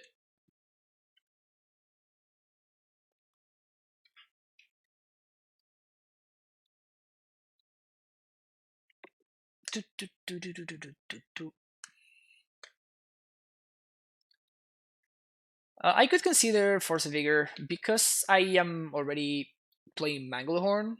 I don't think I want to, but still.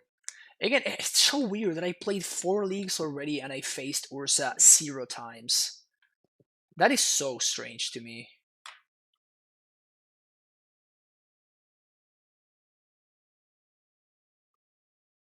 That is, yeah. That's no. You don't want this Info Stroke against against the situational deck.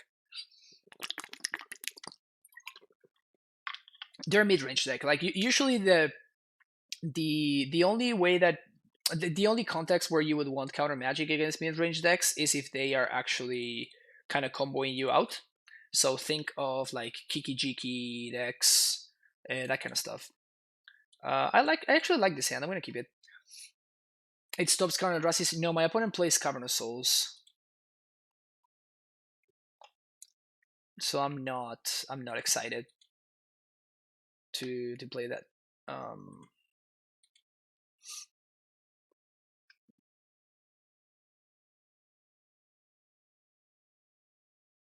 Wow, that's a lot of whiffs. That's crazy. So many whiffs. For Horseman, we're playing the same list that I was playing yesterday. Same idea. That's pretty good. So we're gonna do this. Play this.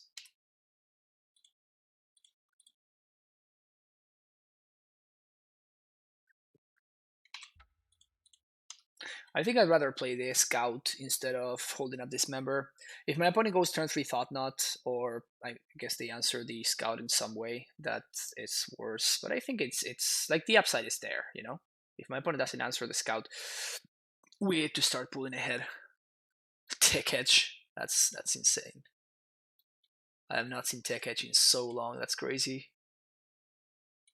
Steerings.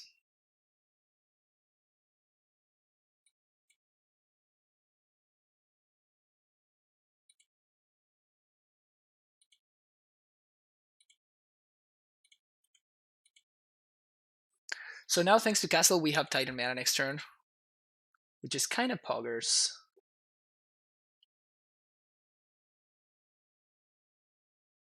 And we're playing around Tech Edge like real bosses right here. That's a good. This is a good scenario for for Castle for sure. See what my opponent does here.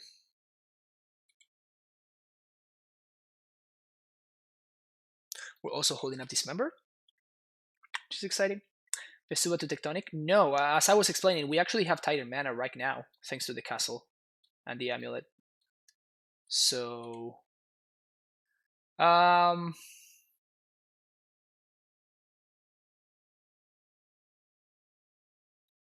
think I'm gonna let this go, right? Yeah, because if they take the Dismember, then they just get Titan next turn. So I think I just let this resolve. My opponent's kind of forced in taking. I guess they could have double Thought Knot. Yeah, okay, that's what punishes me. I mean, sure. But basically it's,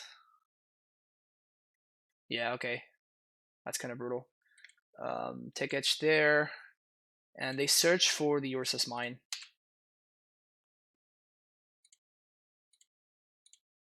So we're gonna take edge that one. Again, if we draw a Titan, we basically just win on the spot. So it looks like we're in a bad spot, but that's actually not the case. If we find a Primeval Titan off the top, we just win.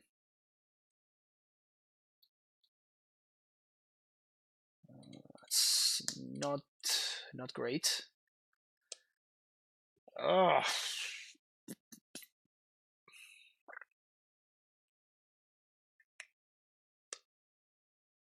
It's actually really awkward because if I play the forest, then that enables my opponent's deck edge. So this is kind of awkward here, actually. I think I'm gonna play the turf.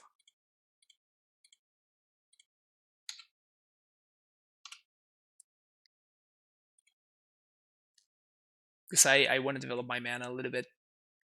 Weird, right? How how deck edge is actually doing stuff. And of course, we're not gonna get to activate. We're not gonna get to make field active. So Colony Garden would be much better in this situation. Yeah, it's not enough. All right. Opponent had the double thought not draw. Anything else? I don't think I want to change anything. Just gonna present it the same way. And you can see why I don't like Disdainful Stroke, right? Like,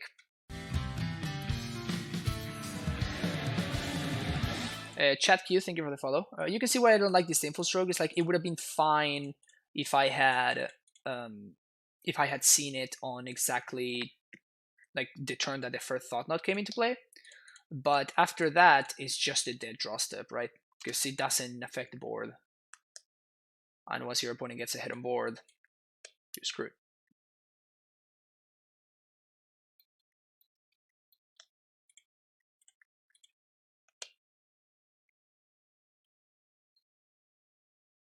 That's why I like negate. How come? Like negate is exactly the same. You would not be bringing in negate against this stuff. It just doesn't do anything. So this doesn't really matter. We're gonna Manglehorse something. I think we're gonna horn the 1/0. And now all my opponent's chalices are gonna come into play tapped. Lol. Go Squatter. Wow. My opponent's on mono chalice deck. Look at the tapped chalice. Look at the tapped chalice right there. Sure.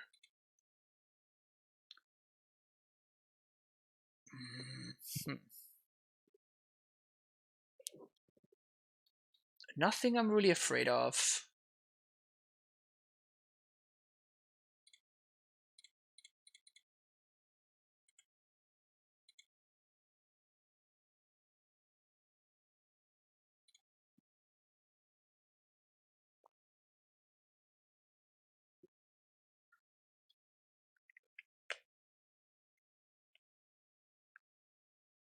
I don't like stroke ahead of negate. I mean, they do two very different things, so comparing them makes pretty much no sense at all.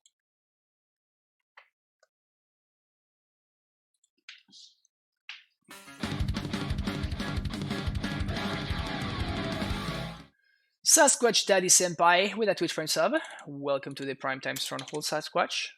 Thank you so much for being here.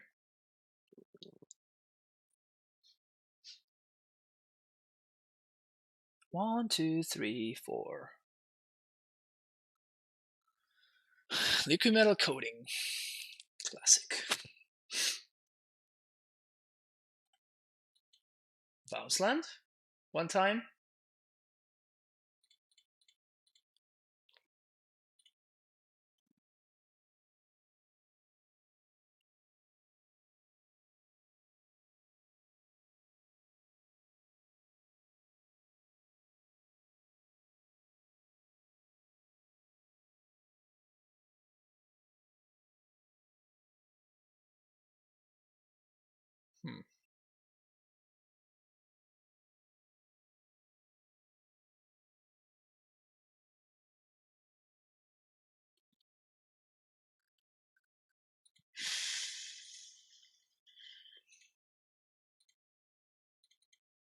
So they can't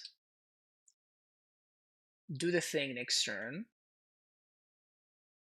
And they can't lattice me next turn.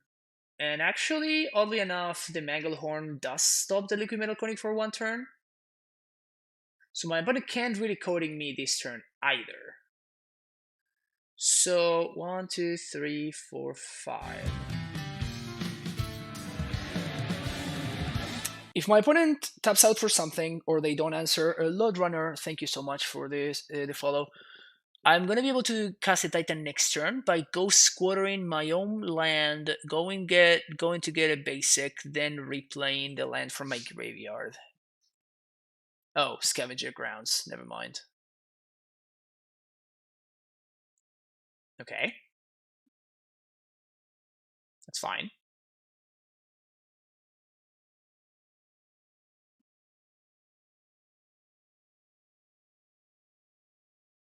It's decoding.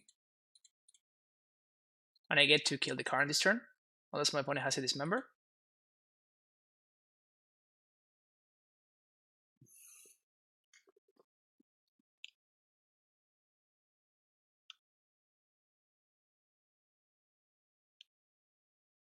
It does put me 1 turn behind, though. Sure. Well, how cute is it that the Manglehorn actually mattered? That's hilarious. Bounce land. Or castle or something.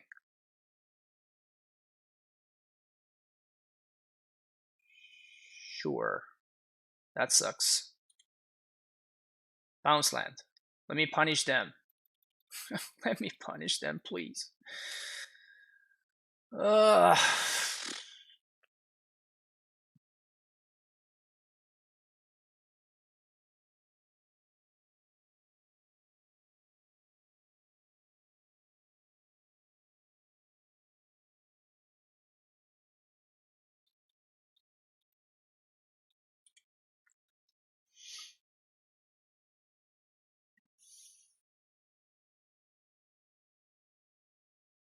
I think I just need my opponent to whiff for 2 turns.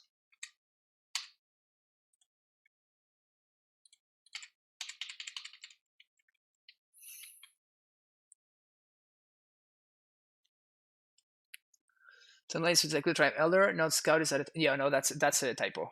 100% of the time it's a typo. Pff, okay. Get a free matter reshaper. That really sucks. Castle would have done it. Freaking Bounce Land would have done it. What else? Is this a Thought Knot? Wow, that's so greedy from my opponent.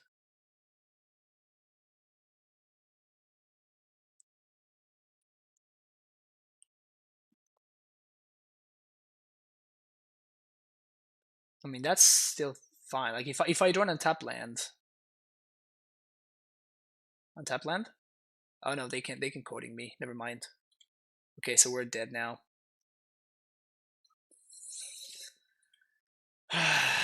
Frustrating. Again, what did we lose to? Not drawing lands.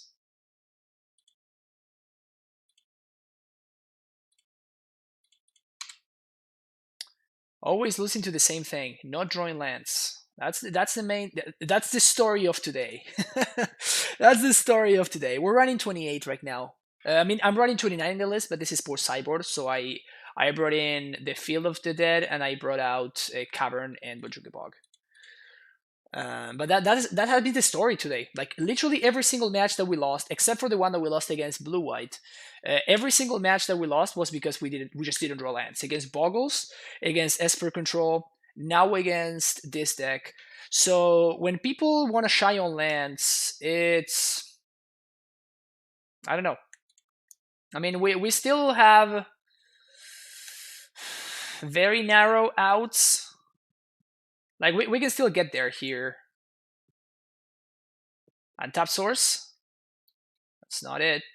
It's not it. And this is why I side out some number of Ancient Steerings in post sideboarded games against Eldrazi Tron. Yeah, so at this point, like we needed to, that was the last turn that we had to find a source in order to cast the Titan. At this point, we just can't win anymore. This has been this was a brutal league. All the all the poor draws came together, but that's fine. That's fine. So 50% win rate today, which is by far the worst I've had in a really, really long time with Amulet. Are you doing 61-14 or not? 60-15, as you can see here. I don't think the 61-14 really works. Hellodarkness.mt4 MP4. That's kind of the idea. That's been the story for today. But yeah. How would you work for the mirror with this configuration? So if I were playing this exact 75, I would bring this for the mirror. This would come in, this would come in, this would come in. So bring in with this 5. I feel like I would bring in this Deathhook Stroke on the draw, but I would keep it out on the play. And so this 5, and then what I would take out is Radiant Fountain.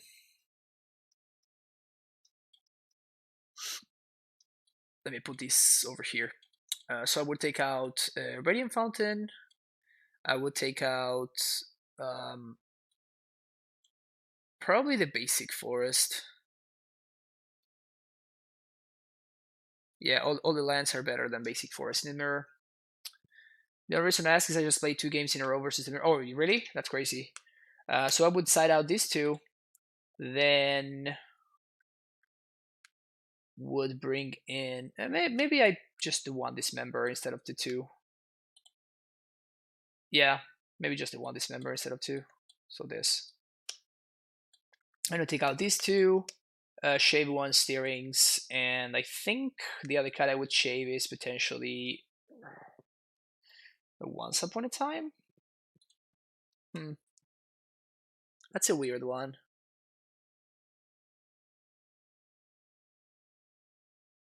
Yeah, I think it would have to be a Once Upon a Time. Boy worth keeping in for the rest of it. Yeah, that's usually what I do. Sometimes the match comes down to that, and being able to break the excavator ghost quarter combo is pretty important. But yeah, I think I would do something like this. I could see going down to 27 lands too, and just keeping another steerings. But I wouldn't want to cut another green source. So if I were to be playing 27, I guess at that point I would be cutting the Bojugi Bog. But I think I would prefer 28 and only 2 steerings. I think that's perfectly fine. The cuts in Cyber are much harder once upon. Yeah, I agree with that. 100%. 100%. I've been having the same experience. But usually you are trying to bring in stuff that you're trying to bring in things that you would rather draw instead of your cantrips. So it's I tend to shave a little bit on the cantrips. Like same thing that when back in the Summer Bloom days, one of the first cards you would always cut when sideboarding was Serum Visions, because Serum Visions always helped your game 1 consistency. But for post-boarded games, you would very often, like if you were playing against Bogles, you would much rather draw an Engineered Explosives straight up rather than drawing a cantrip, right?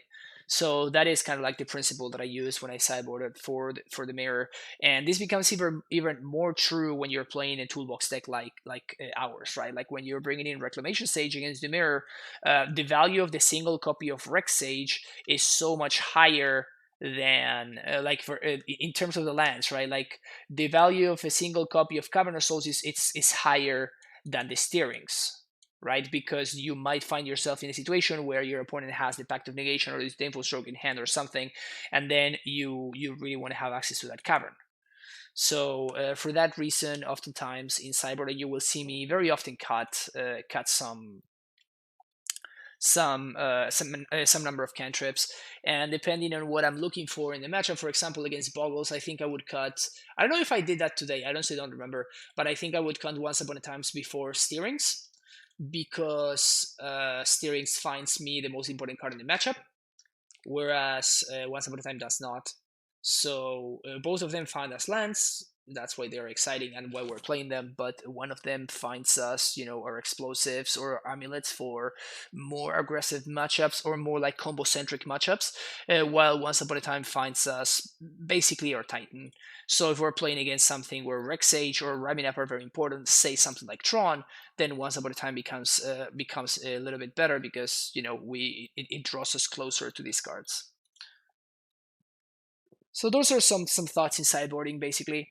Um, I am off this Rudikthar. I don't think I want to be playing this anymore. I think I'm going to be playing something similar to what the SCG crew has been playing. Because I mean, you just saw it, right? Like Rudik just didn't do enough, and we played against Storm, and we didn't even pact for it, and just Urza apparently disappeared completely from the from the modern metagame. Did you try Oko? Really good in my LGS control matchup. First of all, I don't think that, like, if I want to beat control, I'd much rather have access to a second cavern than an Oko. So if the reason you're playing Oko is because of your control matchup, then you have much better options. Now, as far as testing out the card goes, I don't own copies of the card, so I can't really test it. If somebody wants to lend me some copies of Oko for tomorrow's stream, I will definitely stream some Oko in the sideboard. I am honestly not sold on it. Seems pretty hard to cast. We only have a very limited amount of blue sources, right? 11 total. So the chances of the Oko coming into play on turn 2 or 3 are pretty low. Would it be powerful? Yes, of course it will be. But it's just a standalone card, basically. I am not sure how, like, it doesn't synergize with the deck whatsoever, right? Like we don't have any synergies with Oko. It just doesn't do anything that we're interested in doing. Now the reason why people are playing Oko is because people are saying that it's the best planeswalker ever printed, and it might be true. Like it's just like it's as a standalone card, it's just so obnoxiously powerful that it's simply like that's why people are playing it. It's not because there's any synergy going on with the deck. Shuts down Ensnare Bridge, Emry, some things like that. Yeah, I know, but like so does Dismember for Emry and Abrade and stuff. That's the reason why we're playing Manglehorn, Force of Vigor, and Reclamation Sage for Ensnare Bridge. Like I very very rarely lose to Ensnare Bridge. Usually when I lose to Bridge, it's because I am locked out some other way.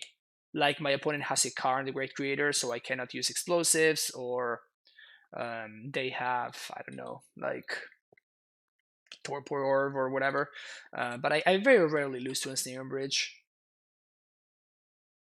Elk Amulets in the mirror. I mean, that's cute. I would not bring Oko in the mirror. I play Turbine Pillar just one Cruel Turf. Yeah, so Edu Basabe. The reason why I'm playing the split that I'm doing, it's because I am playing Rurik Thar in the sideboard. And if you're playing Rurik Thar in the sideboard, then I wanted to maximize my access to red sources. Even if I were not playing Rurik Thar, in my testing, I have found out that it's been better for me to just play Gemstone Mines and assume that castles are going to enter the battlefield tapped, and just be okay with it. Like a castle is just a very powerful card, and it's just fine. It's fine. Like it's kind of whatever. That it enters tapped, but trying to make accommodations and playing a significantly worse card in Breeding Pool is a really high cost that I'm not willing to pay, basically. Spoiling out the versatility more than just well, but Golden Love Ninja, it's like, but it's like you're saying, it's like me saying, well, you can turn an Ulamog into an elk. You know what I'm saying? So it's just like, yes, you can. You can't turn Ulamog into an elk. Is it ever going to happen? No, because if you have Oko in your deck when you're playing against Tron, you're doing things very wrong. So like that, what I'm saying is just like it's versatile. I know, but why? Why are we doing that in the first place, right? Like the fact that it can do something does not mean that I want to be doing that with Oko, if that makes sense. Why is 3 the optimal number of T-West instead of 2 and 4? Well, it's a tapped source that only taps for blue. So the main reason for T-West is because it's an engine card. Like this is our main engine. The fact that Primeval Titan gets more Toler Wests, it gets Toler West, which gets packed, which gets more Titans. This is like the whole engine of the deck, and just 4 has felt like a little bit too many, because in and of itself, again, it's a pretty bad land, right? Like if it weren't because of the transmutability, we would not be playing a tapped blue source, right? So that's just not how it works. So it's a land that we are basically touring for often, but you don't want to play like the full 4 copies of, because you would end up naturally drawing it too much, and you kind of don't want that to happen.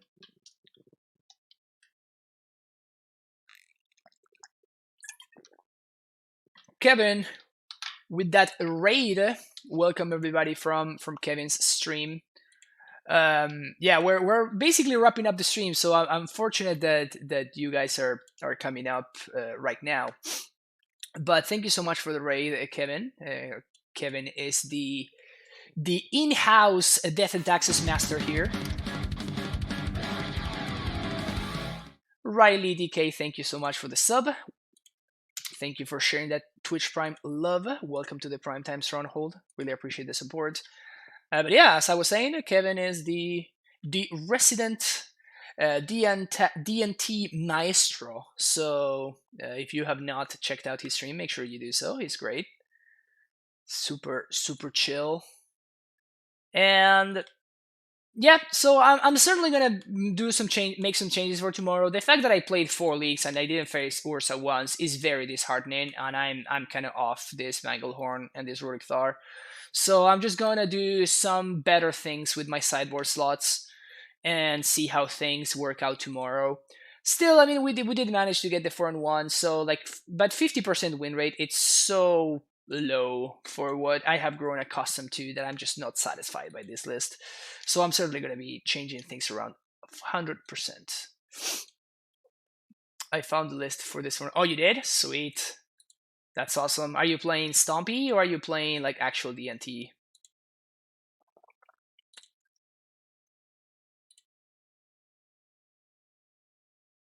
All right, let's see what we can raid. Oh, apparently did Miracles win the classic or something? That's weird. I didn't even notice that.